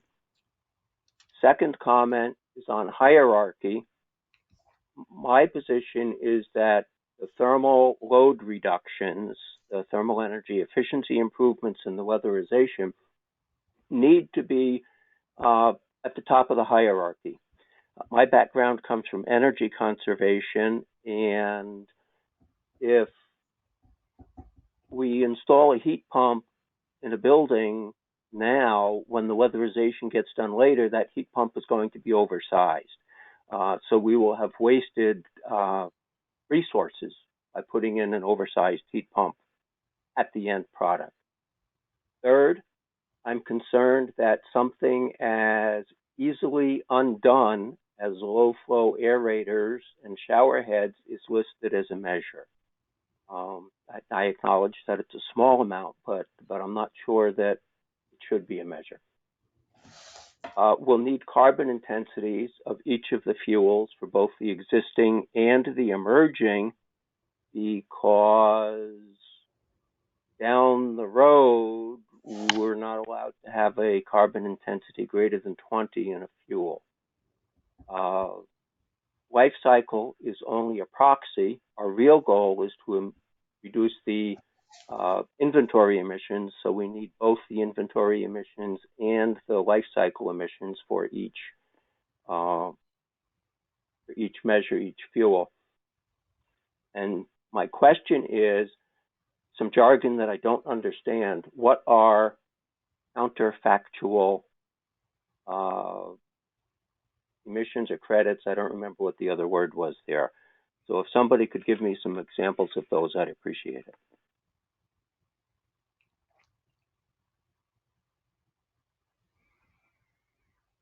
Can you expand your question on the counterfactual emissions relative to the fuels, the Yes. biofuel? Okay. What are they? Bill, did you hear that question? Do you want to address? What are the counterfactual emissions? So for the biofuels, one of the processes, or one of the things that GREET takes into account are essentially what are the emissions associated with a particular operation or project before you start producing biofuels from it. So in other words, as an example for dairy emissions, right, there might be emissions associated with methane coming off of lagoons that are storing animal waste. That is then counted as a credit towards the biofuel production, generally speaking, but not always, because it's essentially considered to be avoided methane or avoided CO2 or other avoided emissions. So ANRs, so when we are trying to produce our life cycle emissions, we want to make sure that we account for that and do that as consistently as possible across all different types of biofuels. Thank you. And we have one other hand, Raymond Albrecht.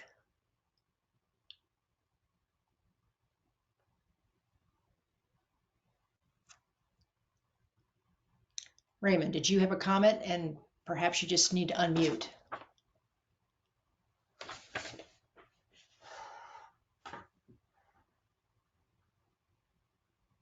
I don't actually see Raymond in the chat anymore. I did Okay, jot maybe his you can question down, but or we could move along.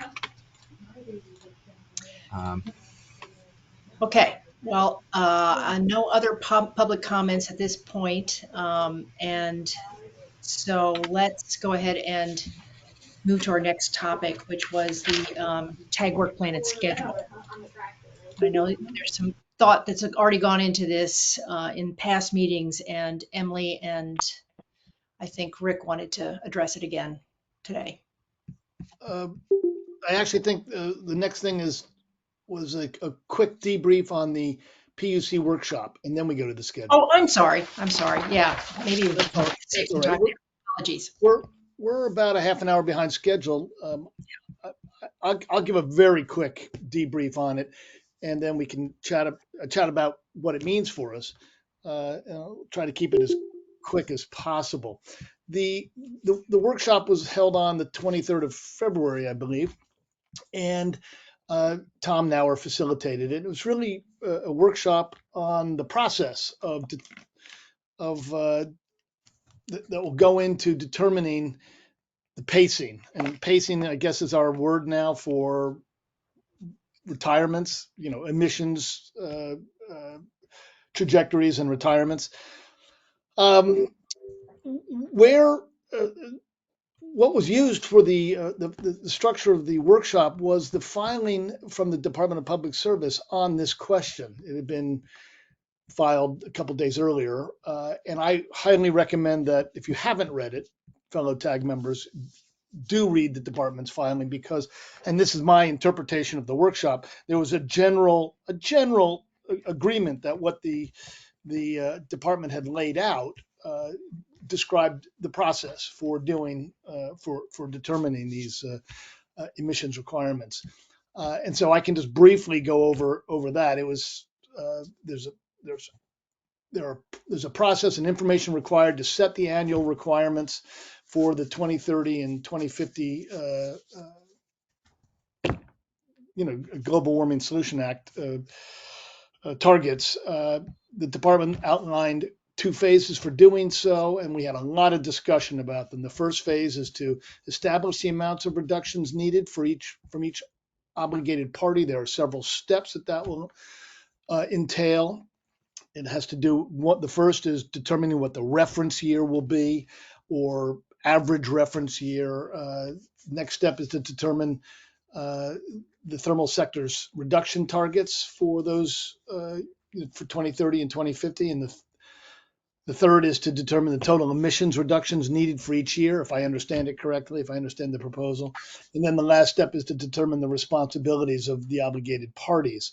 The discussion, we spent a lot of time discussing what data can be used and will be reliable for determining, for underpinning these calculations. And others, please jump in when I'm done.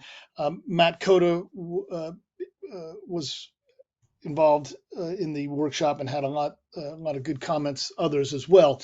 The questions of weather normalization.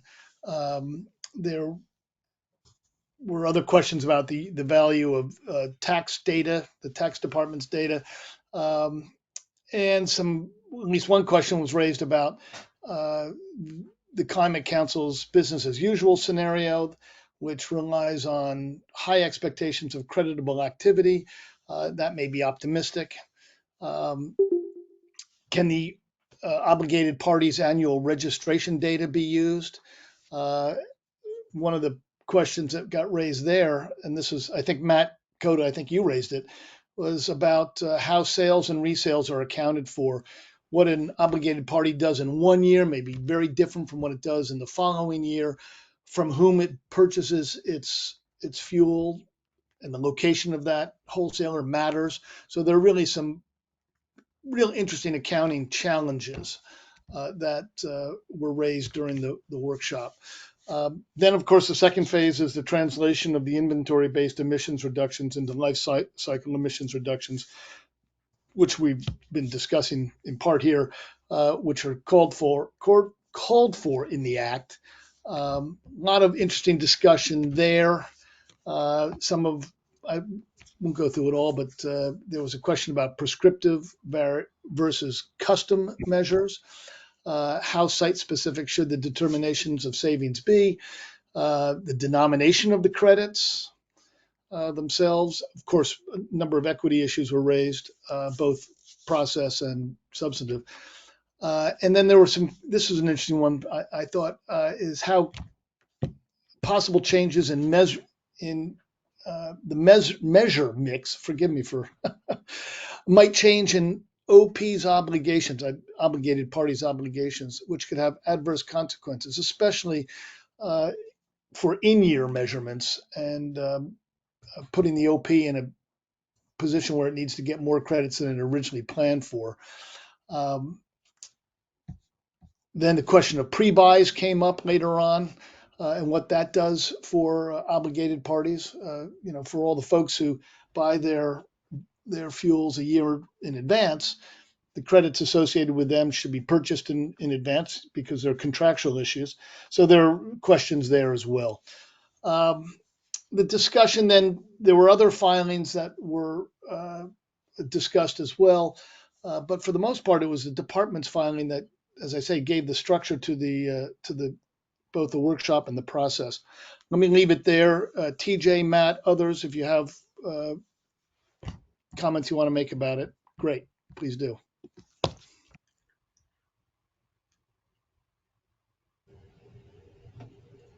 Yeah, I think in the interest of time, I think your summary was great, Rick, and see if there's other discussion. The question would be then, what does this mean for us? Is there something here that we want to take on this, as much as anything goes to scheduling, but is there another, is there something here that the TAG should be thinking about?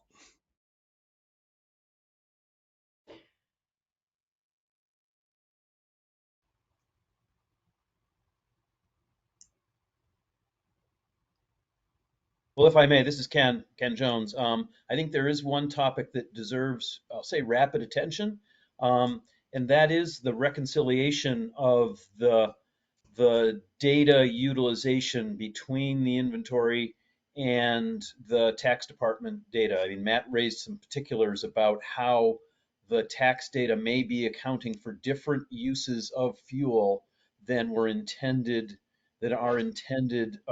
for the implementation of the clean heat standard. I think it's answerable and needs to be addressed in a fairly quick fashion. And then, the second piece I think has a little bit of a longer time frame. Again, an issue that Matt raised, which is what happens when an obligated party is an obligated party in year one and not in year +1, and vice versa, not an obligated party and a party. I think that might be dealt with when we deal with credit ownership and establishing the market. But this first issue of reconciling the difference between the inventory use of data to assign carbon dioxide, greenhouse gas emissions to the thermal sector and its relationship to the reported data from fuel dealers to the tax department. I think that's an important one that we should be working towards, or someone should be working towards, and then provide the TAG the summation of what those differences look like. I guess the question, Ken, is that something that this group needs to weigh in jointly on, or is that something you think is going to be taken up based on the comments that were received at the workshop? Well, it raises the overarching question as to how does the Public Utility Commission respond to the workshop? If they're doing that, great. But I guess just an encouragement that that's a topic that needs to be addressed quickly. But yeah, I am hoping that the Public Utility Commission, it leads to this. They're supposed to come up with a ruling on the establishment of the process for the pacing, and I just don't know where that is. Okay, Matt, pending Yeah. an answer to that question. Just agree with everything Ken just said and concur with the uncertainty about so just to put another spin or another description of what Ken was describing, which is the idea that when the obligation occurs, or when the fuel is sold to the consumer, that's when the obligation occurs. But we report it once a year, right? So January 31st every year, here are the gallons that we sold the prior year. We have basic data now. We're going to have much more robust data later. Understood. That's a time and a math problem. What I'm not clear on yet, and maybe someone else is and can tell me, or maybe we're waiting for the PUC, or maybe they're waiting for us to opine on it, which is when is the obligation must be shown, when is the payment or credit must be shown by the obligated party? What gallons are that based on? So for instance, if January 1, 2026 is the moment when obligated party has to either write a check to the alternative compliance payment to the default delivery agent, or to show the credits. Those credits, that accumulation of credits or that payment in lieu of credits, accounts for gallons sold when. That is fundamental from the perspective of the obligated parties. That is critical. That's a question I get asked every week.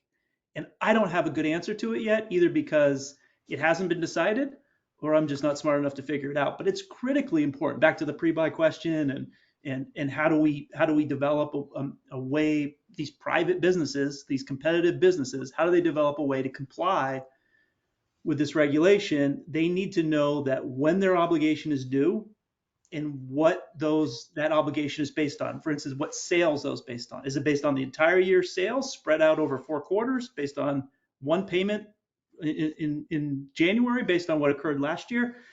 This is it may seem like just accounting work, But for us, it's fundamental. It's existential. We need to know, not now, but we need to know in fairly short order. And that's it. I'll stop talking. These are kind of, it sounds like open questions that came up in the work. Did they come up in the workshop, or was there any clarification in the workshop, Rick, about what the schedule or follow on was for answering these questions? And I don't know if No, anyone can respond. not to my recollection. There wasn't. So this suggests yet another, subtask that we, for lack of a better word, that we should take on. There, we should. This is a discussion about what we want to say to the PUC. I think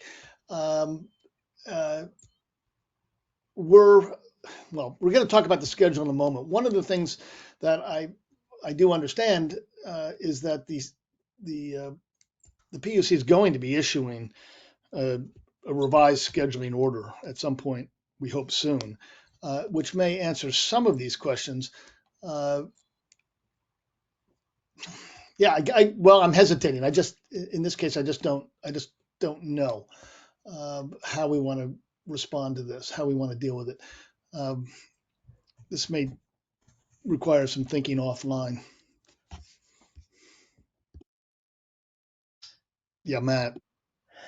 And I want to be clear. I know I have a flair for the dramatic, but if it is we don't know yet, but if the compliance cost, company that produces no credits, buys no credits, just wants to pay the compliance cost to the default delivery agent, if it is larger than their gross margin, it is existential. They go out of business.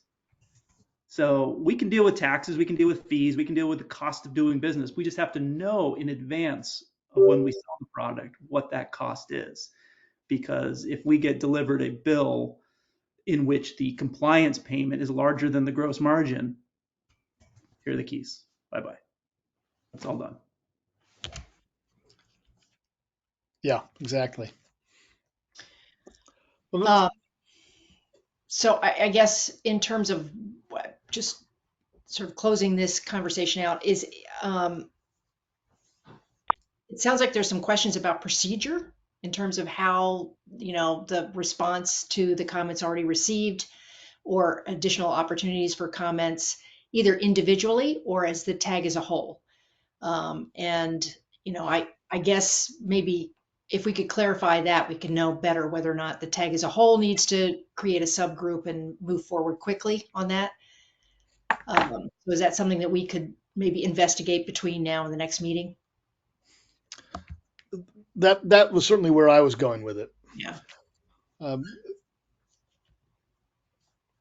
Okay.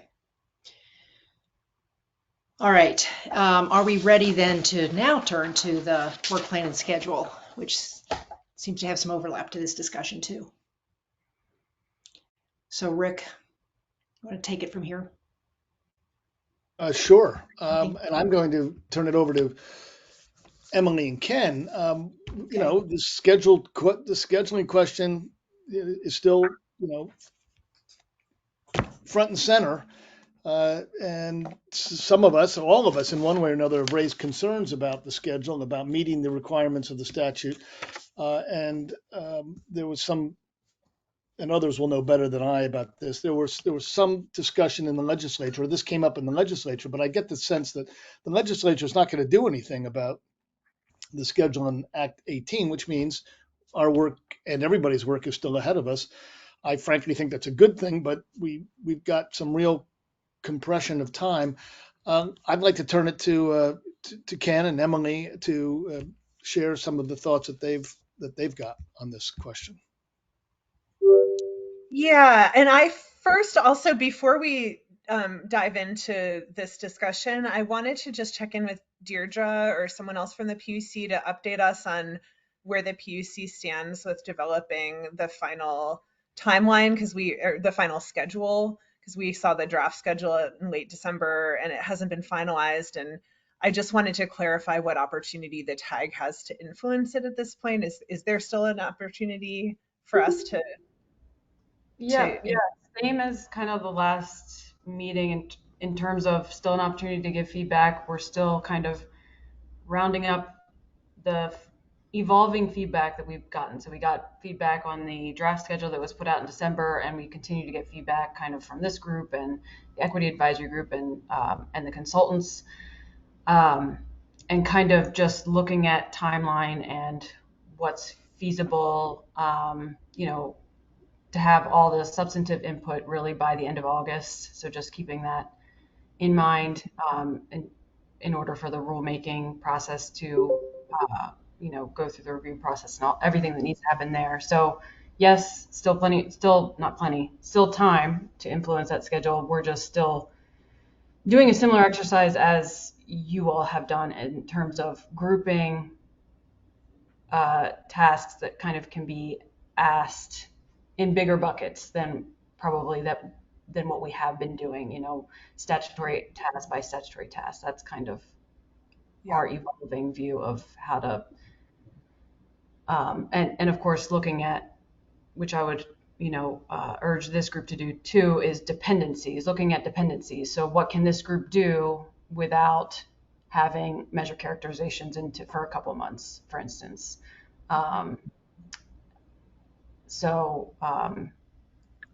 I think obviously getting more information from our own consultant opinion dynamics at your hopefully at your next meeting will help to put more dates on it, but sequence can still happen now, which is what we're kind of working on too. Okay, that's great. It's just helpful to understand where you are at in your process to kind of frame our conversation. I would say there are kind of two things that Ken and I have been talking about, and Rick. One is that, especially in light of the Department of Public Service, the PUC's report to the legislature, that there have been a lot of public comments just expressing that the timeline is really tight, and we can see that the dates are already starting to slip from what was originally proposed. And so one of the areas of discussion is that, some of us at least think there are potentially some really negative consequences to letting the timeline slip. So we wanted to open a discussion around, just in sort of, if we wanted to send any message other than, yes, this is unrealistic and everything should be slowed down, this might be the time to do that. So that's kind of big picture point number one. And I'll ask Ken to speak to kind of, why there could be some, negative implications of slowing things down. And then discussion topic number two that I think I'll probably take the lead in covering is just what Deirdre was talking about, that I do think there are some real opportunities to kind of streamline and lump some of the topics together in ways that, like, it is unrealistic if laid out the way the PUC originally laid it out, with so many discrete topics, all of which require, comment, reply comment, etc.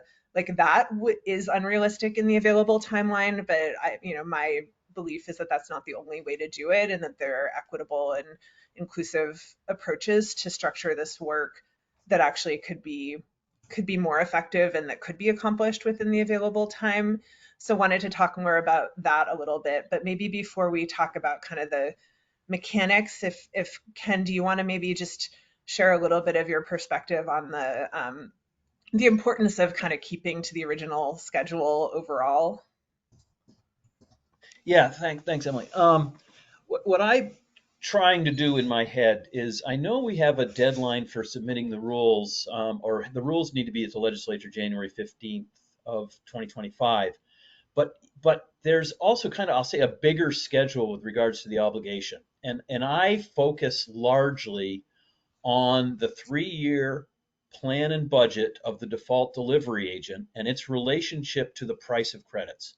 So I just want to give a couple minutes here with the dates that have been drafted, and the follow through from that. And one of the very important dates is October, I believe it's October 31st, which is when the annual obligation requirement, total obligation requirement, is approved. So that's October of 2024.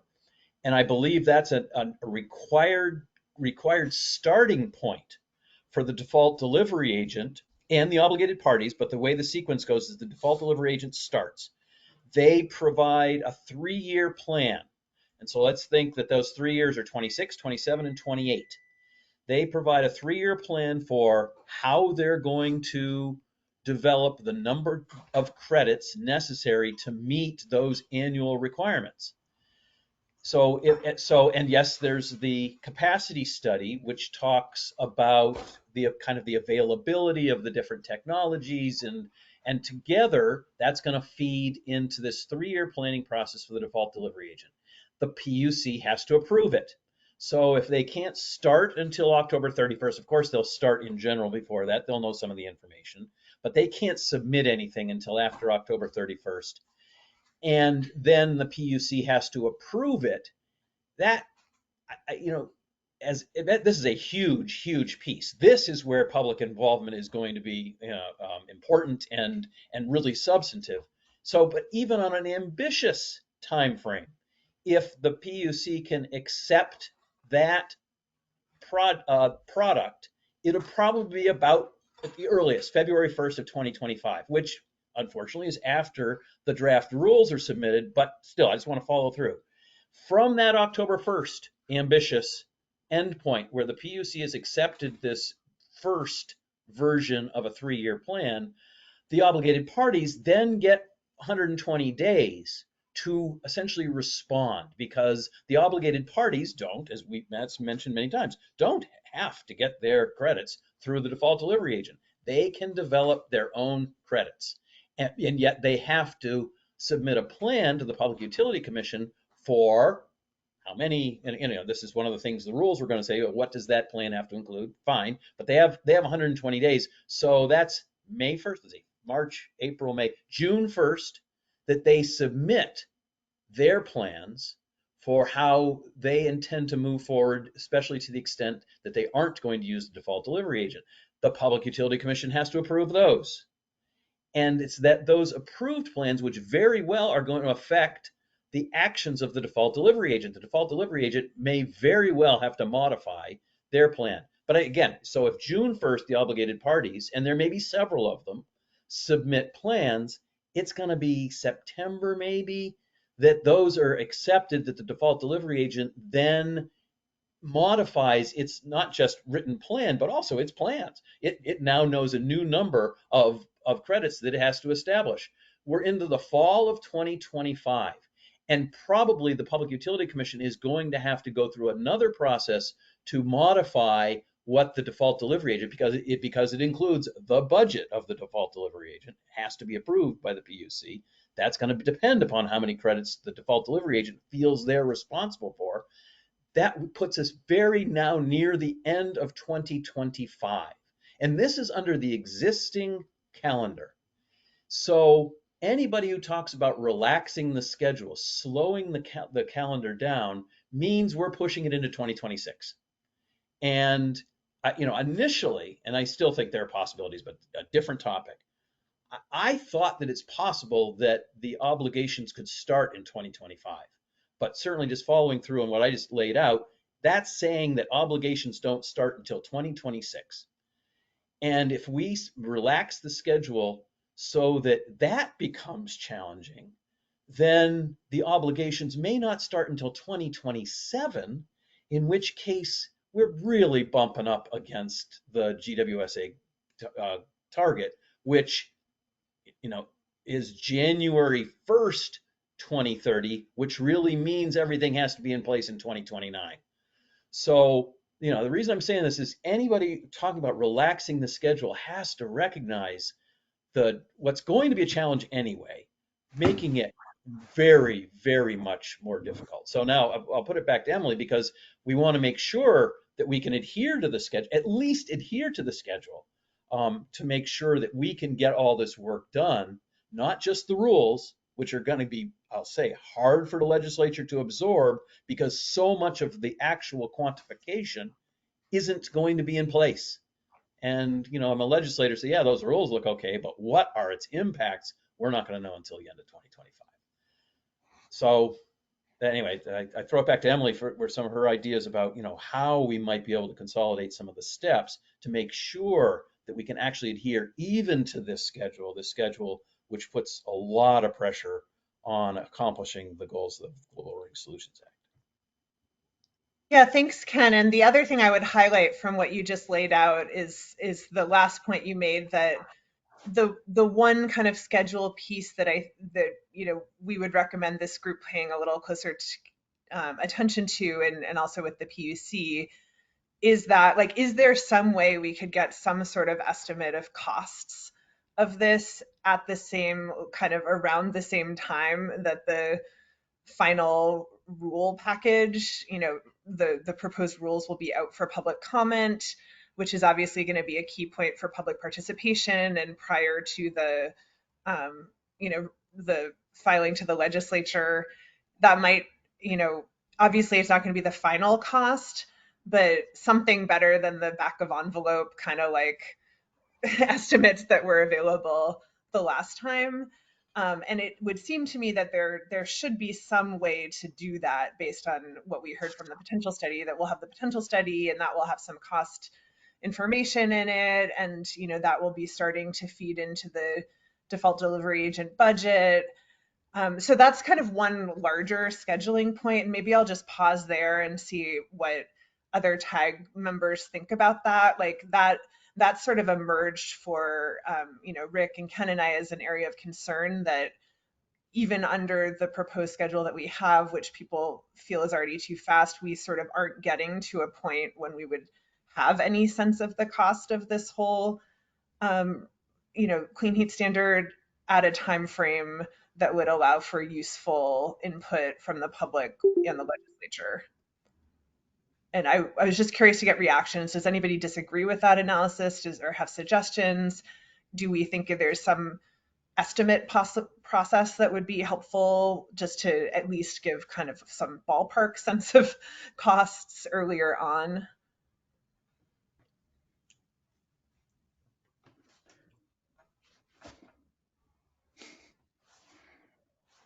Yeah, Matt, you had a reaction? I apologize to Emily, though. I don't want to, if someone has a specific answer to Emily's question, I don't, but I just wanted to sort of chime in on timing and probably the most pertinent question. And the last time we're going to be able to talk about this before it is discussed in Senate Natural Resources Committee, which is, to Ken's point about timing, there is a very specific request made, I assume, by the PUC to delay the selection of the default delivery agent until in which such case a rule is adopted by the legislature in 2025. And how do we feel about that as a group? Do we have strong feelings about? I have mixed feelings. I don't quite know. I listened to what Ken said, and I agree with everything he just said about the timeline and I think he's matching up my understanding based on watching this legislation play out over a couple of years, in which we just always assumed that that January 1, 2026 is when the first payment in lieu of credits or credits would have to be established. So I never assumed that we would get this done in July of 2025. I always assumed it would be January 1 of 2026, but what do I know? It could change. But if the designated default delivery agent, if that is not selected until after 100 days after the rule is adopted or agreed to be adopted by the legislature, what does that do in terms of establishing a ceiling price for the cost of credits? So my first reaction is okay, this makes sense. The PUC is under the gun in order to do an RFP, and if want to be the default delivery agent, maybe I'm not ready to respond because I don't know all the facts yet. Understandable. So in a way, delaying that process, and we have a bill that does exactly that. Not we, there is a bill that does this. So maybe it does make sense to delay it because if I'm in the PUC, I don't know what to write in the RFP. If I'm answering the RFP, I don't know how to answer it. But then I get to the point are we not establishing this ceiling price, which is critical in my estimation, back to Emily's question, which is whether or not this is going to work. if we work backwards and go, oh my goodness, in order to incentivize all these measures in order to accomplish the Global Warming Solutions Act, we're going to pick a ridiculous number. We're going to have to have the obligated parties pay X amount of dollars, and that equates to, this is never going to happen. So if we don't know that information before the rule is adopted, I'm almost opposed to this delay. I haven't formed my opinion yet, and I will be asked. But I think it's a worthwhile discussion, Rick, to have it here. Does the TAG support a delay in the selection of a default delivery agent as proposed by a Senate bill? I'm just leaving that. I just wanted to clarify that proposal is in a Senate bill, a legislative request from the administration, and not in an order that's actually part of the proceeding, correct? That is correct. So it's a Senate bill that will be considered on Tuesday. And we all can have different opinions, that's allowed. But I think it's worth just putting it on Rick's lap as the chair and saying, does anyone have strong opinions? And I'm telling you, genuinely, I don't know how I feel about it. I'm a mixed, I see merits in what they're asking for. I assume it's not me asking for it. I assume it's PUC asking for it. But I also see the downfall in getting it. So, I don't know. Yeah, Matt, this is this is a perfect thing for the TAG to weigh in on. Catherine could take us through a straw poll on this and see where we stand.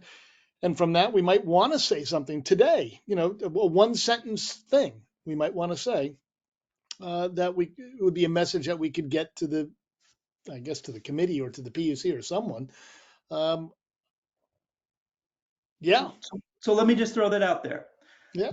I don't have a fundamental issue with changing the order as established in Act 18, in changing the order of things, not the order, changing the schedule of things and allowing the PUC to make a decision on who to hire as the default delivery agent or agents until after the order is adopted. But we have some questions that we need answered, in my opinion, in order to know whether or not it should be adopted. The rule should be adopted by the legislature and go forward. And that fundamentally has to do with cost.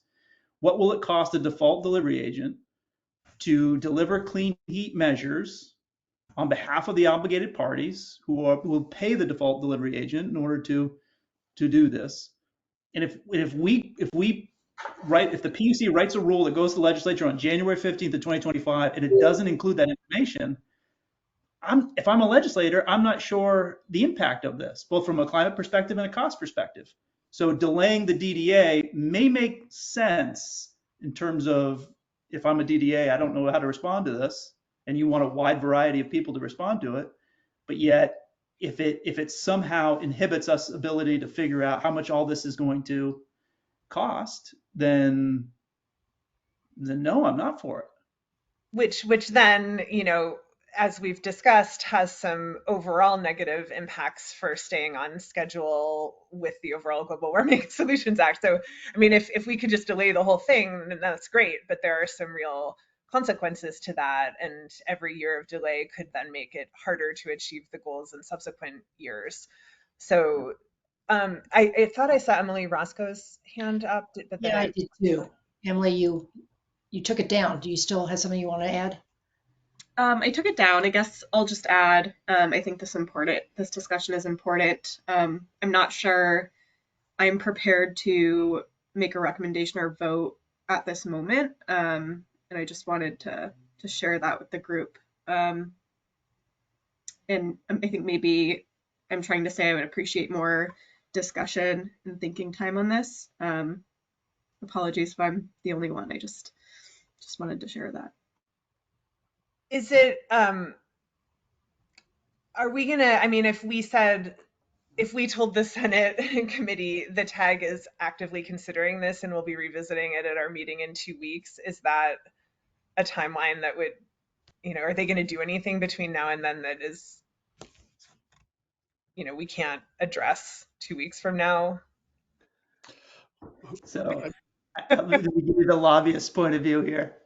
I'm sure there's a lobbyists on the call, but the crossover is coming up. So if you wanted a clean bill that to be considered by the colleagues in the House, then yes, they would have to get it out, I think Friday, so it would get to the Senate floor. So they've got 4 days, and there's just a half morning committee to consider it and get it to the Senate floor. Now, as we know, that doesn't always happen. Sometimes legislation with an H on it can come on, and a bill with an S on it can get attached to it, and then they'll consider it on the floor, and that happens all the time. It's not shocking at all. So yes and no.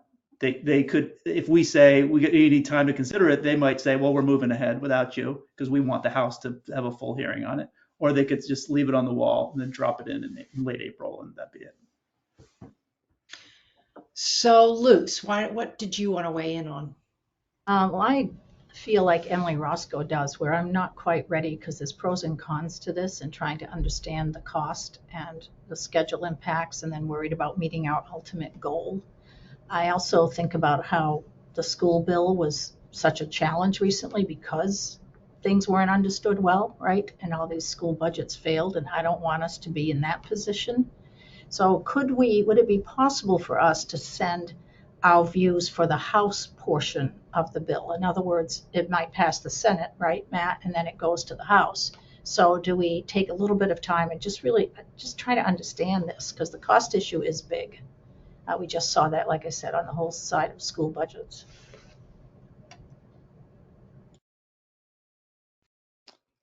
Was that a nod, Matt? You were nodding? Yeah, that could, I'd like to think I have some control over the process, but I am smart enough to realize I don't. And that certainly could be a request, but the Senate could decide to go their own way and just stick it on another bill that's coming over, and the House never really gets due consideration of it. And I'm not impugning the legislative process at all, please, it's being recorded. This is just how stuff happens.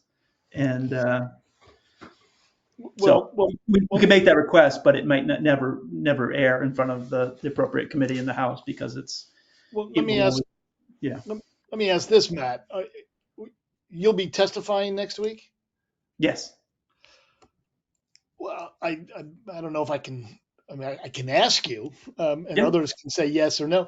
I mean, you could, if you were to say that this issue is of concern to the TAG and it is of several minds about it, if you were to say something like that in your testimony, that would be true and correct. Yeah, but I want to be careful. I want to be careful about asking you to speak on behalf of the TAG. No, I wouldn't speak, and I will make clear that I am a member of the TAG, but I don't speak for the TAG. And I suspect most of my conversations will be about the registry and getting that correct, because to me that's a primary importance, and I'm not confident we're there yet. We can be there, but we're not there yet. Right. Yeah, I think I recognize that the DDA is critical for establishing the ceiling price, and that's the point at which we will sort of more really know how much this could cost. But I do wonder, and I see TJ had to leave, so I don't know if anyone can really answer this, but it does seem to me that there could be a more focused attempt to deliver an early estimate, at least a better estimate than some back of envelope based on the potential study earlier, like in the fall, and that could be useful, even though it won't be as rigorous or bankable as the DDA budget version would be, which may not be possible till later. So I just wanted to pose that, do folks think it would be, could we express to the PUC as they're developing their schedule, let's collectively work towards having some kind of a cost estimate of the regulation, reasonable cost estimate based on, program achievable scenario or whatever it is from the potential study available, and sort of some analysis of how that could translate to credit values and prices, for consideration by the public in the fall. Is that an achievable thing to do? Because I think that could be quite useful, even if it's not as perfect or accurate as the ultimate DDA-based ceiling price. I think the answer, I'll just jump in and Dominic will have something to say. I think the answer is yes, but the question, at least in my mind, is who would do it? If it's any one of the parties, the DPS does it. It's the DPS, or if it's someone else. I mean, there'll be some questions about it. I would only offer a friendly amendment to the way you described it, Emily, to say, yes, costs, but we do need to understand benefits because there will be offsetting benefits go ahead, Matt, or at least, sorry, Catherine. No, I just thought Ken's comment, and I'm hesitating here because I'm coming around to Ken's opinion. I think I agree with Ken that a delay would be very bad, that the legislation as proposed by, I assume, the PUC or DPS, I don't know. Honestly, I don't know who drafted the legislation. But here's my question.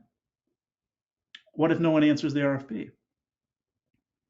Or how do you write the RFP? Like those, so I agree with Ken in the position that he sort of has stated very clearly, that a delay would be bad. It would cause all these other sort of ripple effects. But man, what if they can't write an RFP based on not enough information? Or what if no one answers the RFP based on not enough information? I'm just supposing here, but TikTok, I mean, they have to issue it in April and it has to become in June, right? Or is that July? It's happening fast. Well, maybe the tag should incorporate and then we can answer the RFP. So just a time check. We're at time. It's 12:31, and I don't know what your past practices about going over are. It does feel like we need to at least see where we stand on this topic in terms of what tag action, if any, is needed at the moment or between now and the next meeting. Emily, can I ask you for kind of sort of your I guess, current thinking about what you would like to see happen between now and the next meeting? If you have a proposal. If we can go another like 10, 15 minutes, can folks do that? We've got a number of people that are dropping off. I don't know if we still have quorum. So we may not be able to. Dominic, did you have a procedural issue you want to raise with us? Considering the procedural issue right now, I had originally raised my hand to answer some of the questions Matt asked, but I do think we need to make sure that we have quorum still. Could we just do a quick check to see if we have a quorum of people that could stay for like 15 more minutes? I would love to do that just so we could resolve some of these important next steps. So of the 9 or the 8 individuals we have, which it looks like we're just at quorum, does anybody have to leave in the next 15 minutes? All right. Sounds like we can continue then. And yeah, Dominic, maybe we should come back to you so you can answer some questions. First, I would recommend to the chair to ask unanimous consent that we extend the meeting for a certain period of time, just to make sure we're all kosher. Do we have unanimous consent to extend the meeting for 15 minutes? I see nods. I see nods, and I think you've got it. Great. Thank you. Wonderful. So we've got till 12:45. Let me note that. To answer Matt Coda's questions to the best of my ability, first, that yes, S306 was a bill prompted by the PUC. We will be testifying on the bill next Tuesday. Our chair, Chair McNamara, as well as Thomas Nauer, who is the senior staff on this project. We see it largely as technical corrections that make the program workable. And I don't want to speak for the commission, but I will point to Matt's expressed concerns about the potential issues with having a short RFP time and uncertainty in the program, and asking entities to step up and sign up for a potentially large obligation. And then there is to the concern of will there be economic analysis done of the rule if the DDA is not in place to go through the budget building process and setting that maximum value. I would point to section 6I and J of Act 18, which does require a economic impact report. At this point, I simply have no idea what exact numbers and what questions will be answered in that report. It is something that we will be taking input on as we get closer. The draft schedule has us doing intensive work on that this upcoming fall and winter. And the Agency of Commerce and Community Development, as well as the Department of Public Service, are required to assist the PUC in developing that report. That's section 6I and J of Act 18. Thank you for flagging that. So I think, what we were sort of, I'll just to briefly comment on the process piece. I will articulate my own view that in addition to kind of getting to the point where we have some sense of costs sooner and making that a priority, I have spent some time like looking at the schedule and the proposed schedule from December. And I also looked at the public comment requirements in the legislation in the Act. And I just wanted to note that the Affordable Heat Act requires the Commission to hold at least 6 public hearings or workshops and provide at least 3 opportunities for submission of written comments. What I see in the original schedule is more than 20 opportunities for submission of written comments based on so many separate issues. And that's not including that there would be both initial and reply comments. So that's 40 if you're doing the reply comments. That's just a lot. And it's no wonder that people are a little overwhelmed by the pace of activities. But I really feel like this could be kind of reworked a little bit to allow for more, more is not always better. Like I think fewer public comment opportunities at a time when you would have a more holistic sense of how the pieces of this would work would actually be more meaningful and more equitable than the current approach. And I also think that would better allow us to coordinate our efforts with both of the consultant teams around both the potential study and the measure characterization. So just to highlight like a few key points, like I mentioned earlier in this meeting, I think it would be great if we could have an early alignment around the actual list of clean heat measures. That might be a great point for some public comment. Then we could do another public comment around the life cycle credit values for clean heat measures following actually getting the technical consultants draft proposal and the TAG review of it. The final potential study and the required amounts of greenhouse gas reductions, that could be packaged together into a public comment opportunity.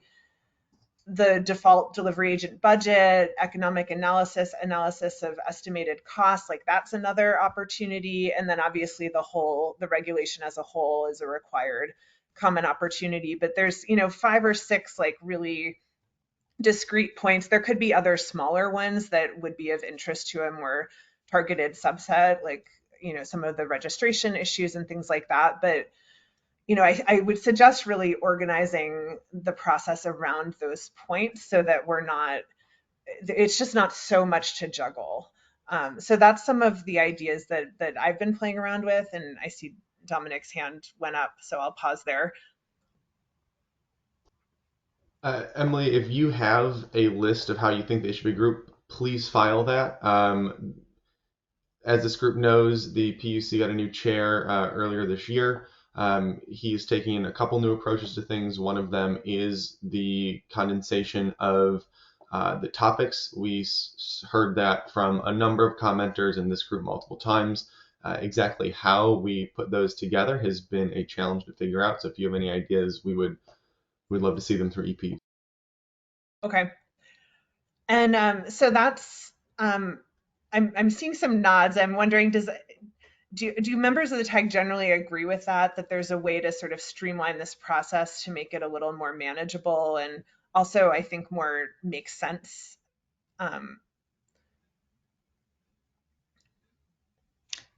Oh, absolutely.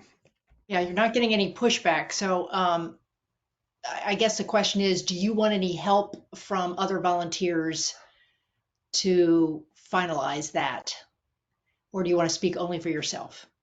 Well, I guess this comes to the timeline. Like we were wondering whether the TAG wants to provide some sort of high level statement to the, to the PUC as the TAG as a whole. And, we're not going to be able to agree in the short time we have on a very detailed proposal. But we could potentially make some sort of high level statement saying, we think it might be important to stick to the overall schedule and not delay, and that we support developing a revised process that would consolidate some of the tasks and try to streamline things. So the question I have for the group is, do we think we could get, do folks want to provide a very high level statement like that? Or do we not think we're going to be able to get to agreement on that? And maybe those of us that feel have individual suggestions should just try to file those right away. I'm worried if I think we could get to alignment with the TAG if we had enough time, but we don't have a lot of time. And I know the PUC wants to finalize its schedule soon. Let me test this in the negative, because I've heard a lot of people weigh in that they think a delay could be detrimental. So let me, in the negative, is there anybody who feels like a delay in the schedule is called for? And you would just promote a delay. TJ? If I could comment on this, I'm not, so I think a delay in the overall start date would be detrimental, but I apologize, I had to leave for 15 minutes, but so if you address this, but there could be delays in interim targets that are that do not affect the obligation start date to be January 1st, 2026, for instance, right? And so I just draw that distinction a little bit, because I think it's a little more nuanced than saying, well, we can't, delay task one because we won't get there.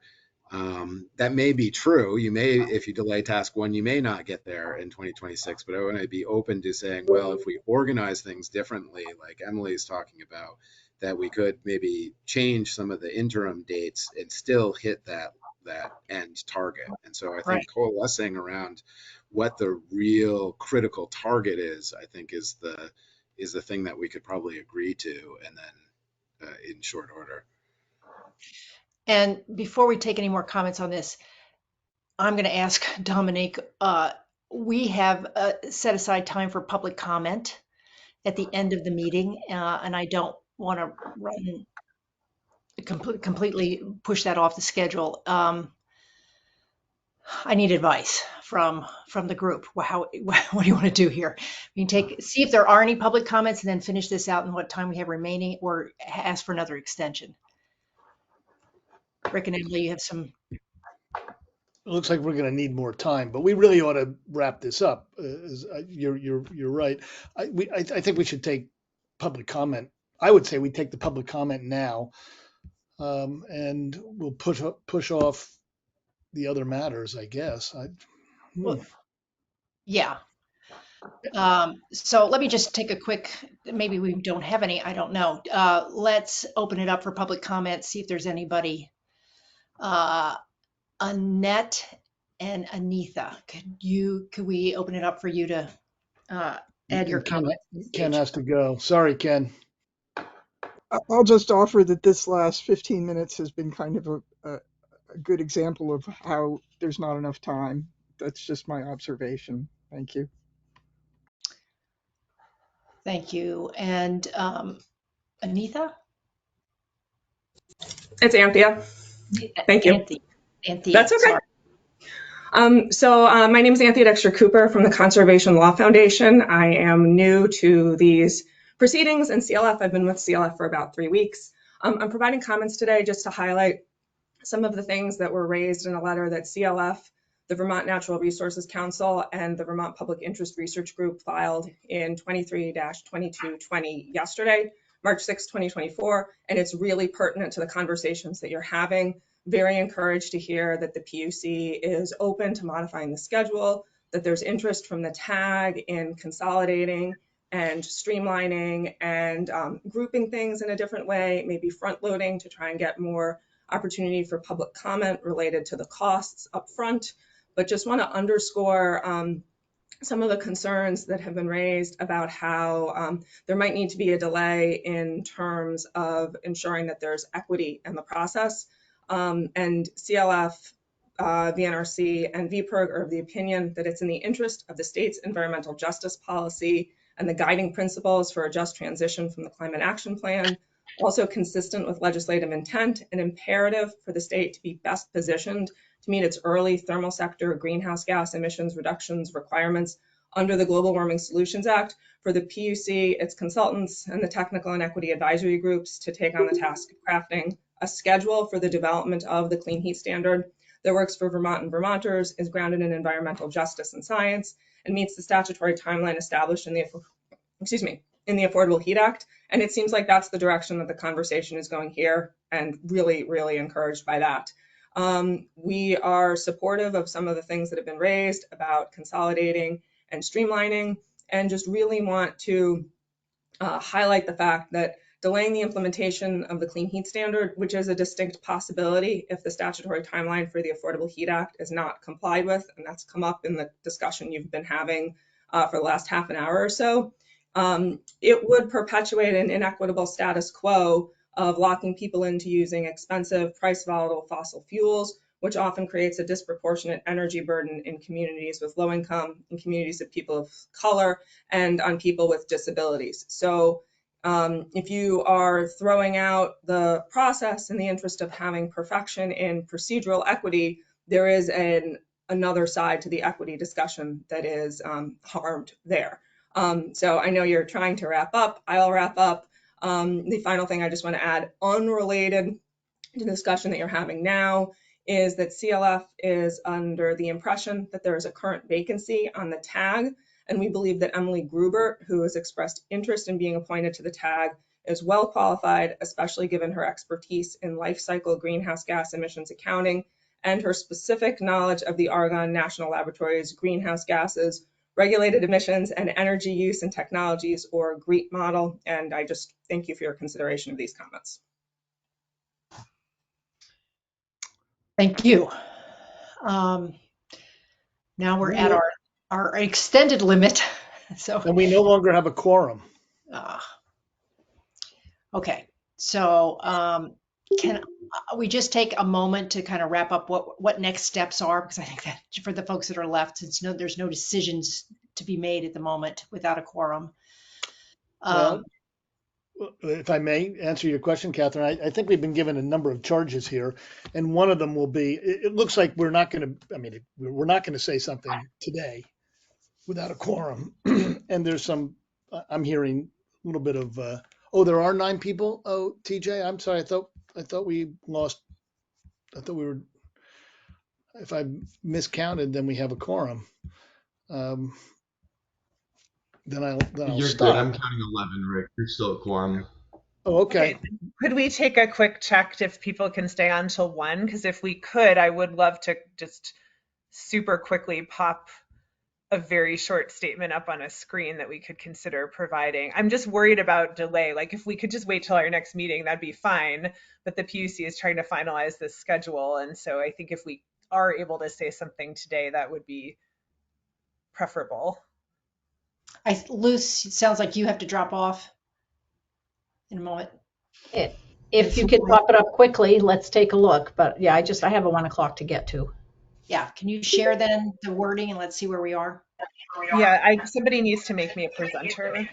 Oh, we got Brian now. Rick, you'll need to ask consent real quick to extend this time. I'm asking for unanimous consent to extend the time for 11 more minutes at most. And thank you all for this. I realize what a burden it is. Might need to start building in some breaks. Okay. Yeah, so this is something that Ken and Rick and I were wondering whether we might be able to get agreement around. Are you all seeing this possible tag message to We PUC? are. Yes. So it's just a short, in the interest of time, any specific procedural recommendations I have, I will either file separately or figure out some other way to provide those to the PUC.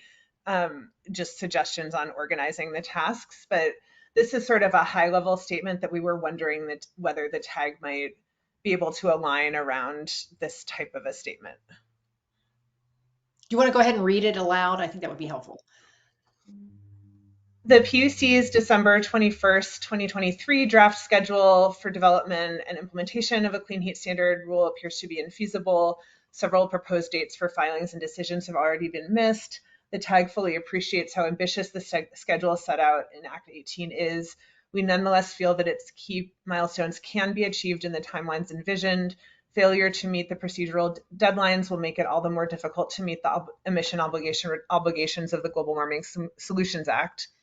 We urge the PUC to develop a revised procedural schedule for the rulemaking as soon as possible.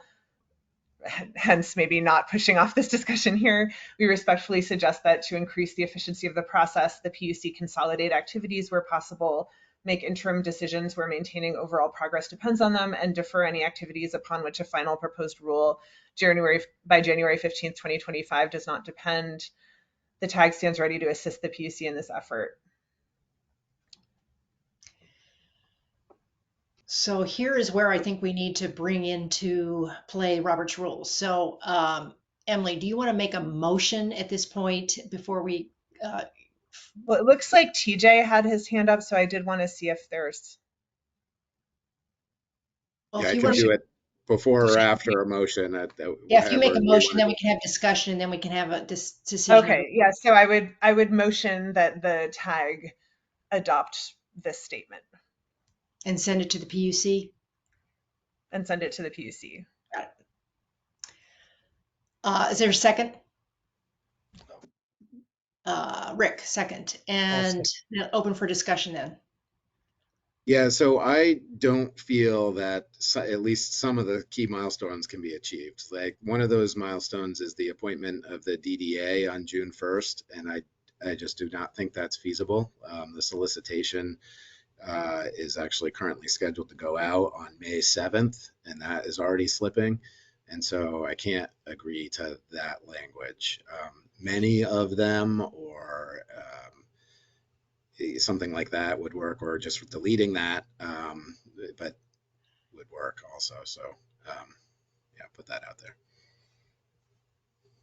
What if, yeah, I was wondering about that too, because I was thinking about your prior remark about the, like, it doesn't matter so much the interim dates and activities, although we could debate the DDA specifically, as much as the overall deadline of getting this up and running on the original schedule. Rick, you wanted to say something? No, I was just going to ask TJ, you'd support it with that line taken out. That's great. If that's what you're I'm just going to reread it right now, but I think so. And Matt and others want to speak. Matt? I'm rereading it, sorry. Yeah, we need some sort of transition sentence here. I'm seeing a bunch of other hands have gone up as well. I wondered if we could just give ourselves an out here where we can revisit the schedule again. Do you know what I mean? Like, again, I'm just not comfortable knowing if this is going to work. And do we want to make sure that we use the language, we encourage them, like you have here, we urge the PUC to develop a revised procedural schedule, but are we sure that's going to work? I guess. What exactly, I'm sorry, Emily, but what are we at? We're saying that it appears to be infeasible, but then we're asking for a schedule, and I'm sort of stuck on the more immediate question, which is the RFP for the DDA.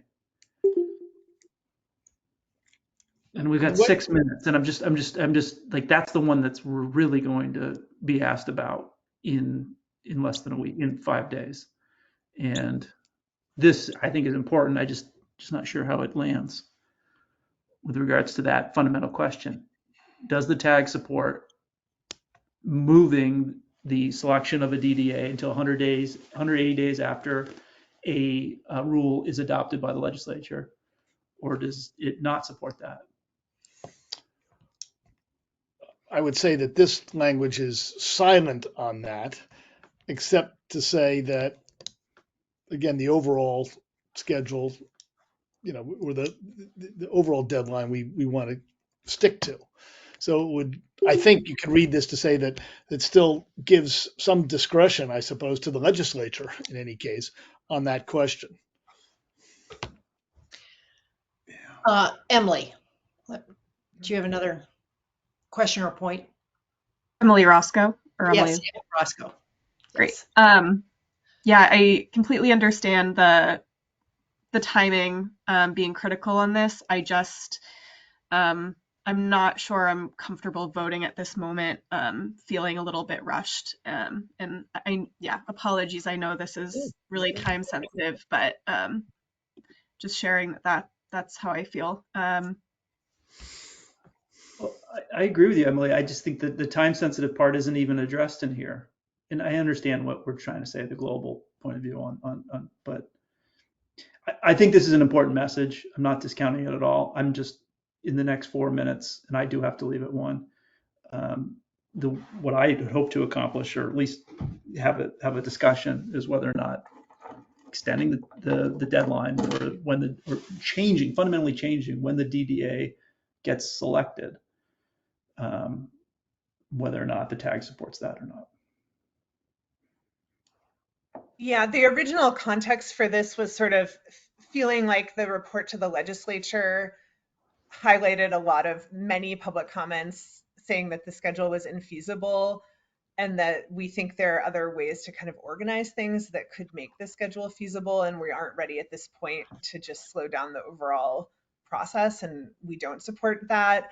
I would agree. I mean, we all have to leave. I think we're not going to get to a statement today, even though the overall timeline, it would be good if we could. I think this is an example of how for future meetings, we should try to front load areas where we're trying to get to actions by the tag as opposed to informational topics, because it wasn't ideal to leave this till the end of the meeting.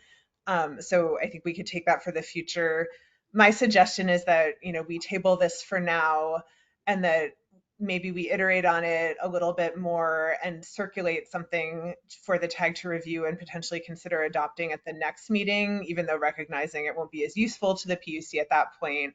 And any of us who individually feel like we have useful input to provide to the PUC on a faster timeline can do so as individuals. So that's my proposal at this point. I agree with that. Dominique, do we need to I don't know. Hi, Catherine. It's me, Brian. I've been listening the whole time. It's fantastic. A motion to table this to the next meeting. Yeah. That's what I wondered. Do we have to have a motion to table it? Yes, we do. All right. And second? I second that. Okay. All right. Just again, a quick recap, if I could. I really like your suggestion, Emily, that we try to front load in our agendas anything that has potential decisions. Motion in a second. Need to vote. I'm sorry. Oh, we need to vote on this tabling. Yes, Sorry. without debate. Okay, without debate. That's right. Thank all you, in favor of tabling the motion to table the statement? All opposed? Motion passes. All right, 1 minute. Just sort of a recap of some of the things we're going to do. Take this issue up again if it has legs between now and the next meeting, and then to also reach out with a possible request for volunteers to work with the potential study technical consultants on the assumptions. We're going to have the next, the actual PUC technical consultant make a presentation the next meeting. We'll move the EAG discussion to the next meeting. And we'll have additional well, actually, I don't know if we're gonna have additional input from the potential study at the next meeting. So those are the topics I captured. Anything I missed, Rick? No, I think you've got it, but we'll reach out to individual members for their input on the agenda in the next week. Great. Thank you. And thanks all for staying that extra time, as Rick said. Appreciate the extension. Yeah, I very much appreciate it. Thank you. We'll try to be more efficient next time. All right, all. Have a good rest of the week. Thank you very much.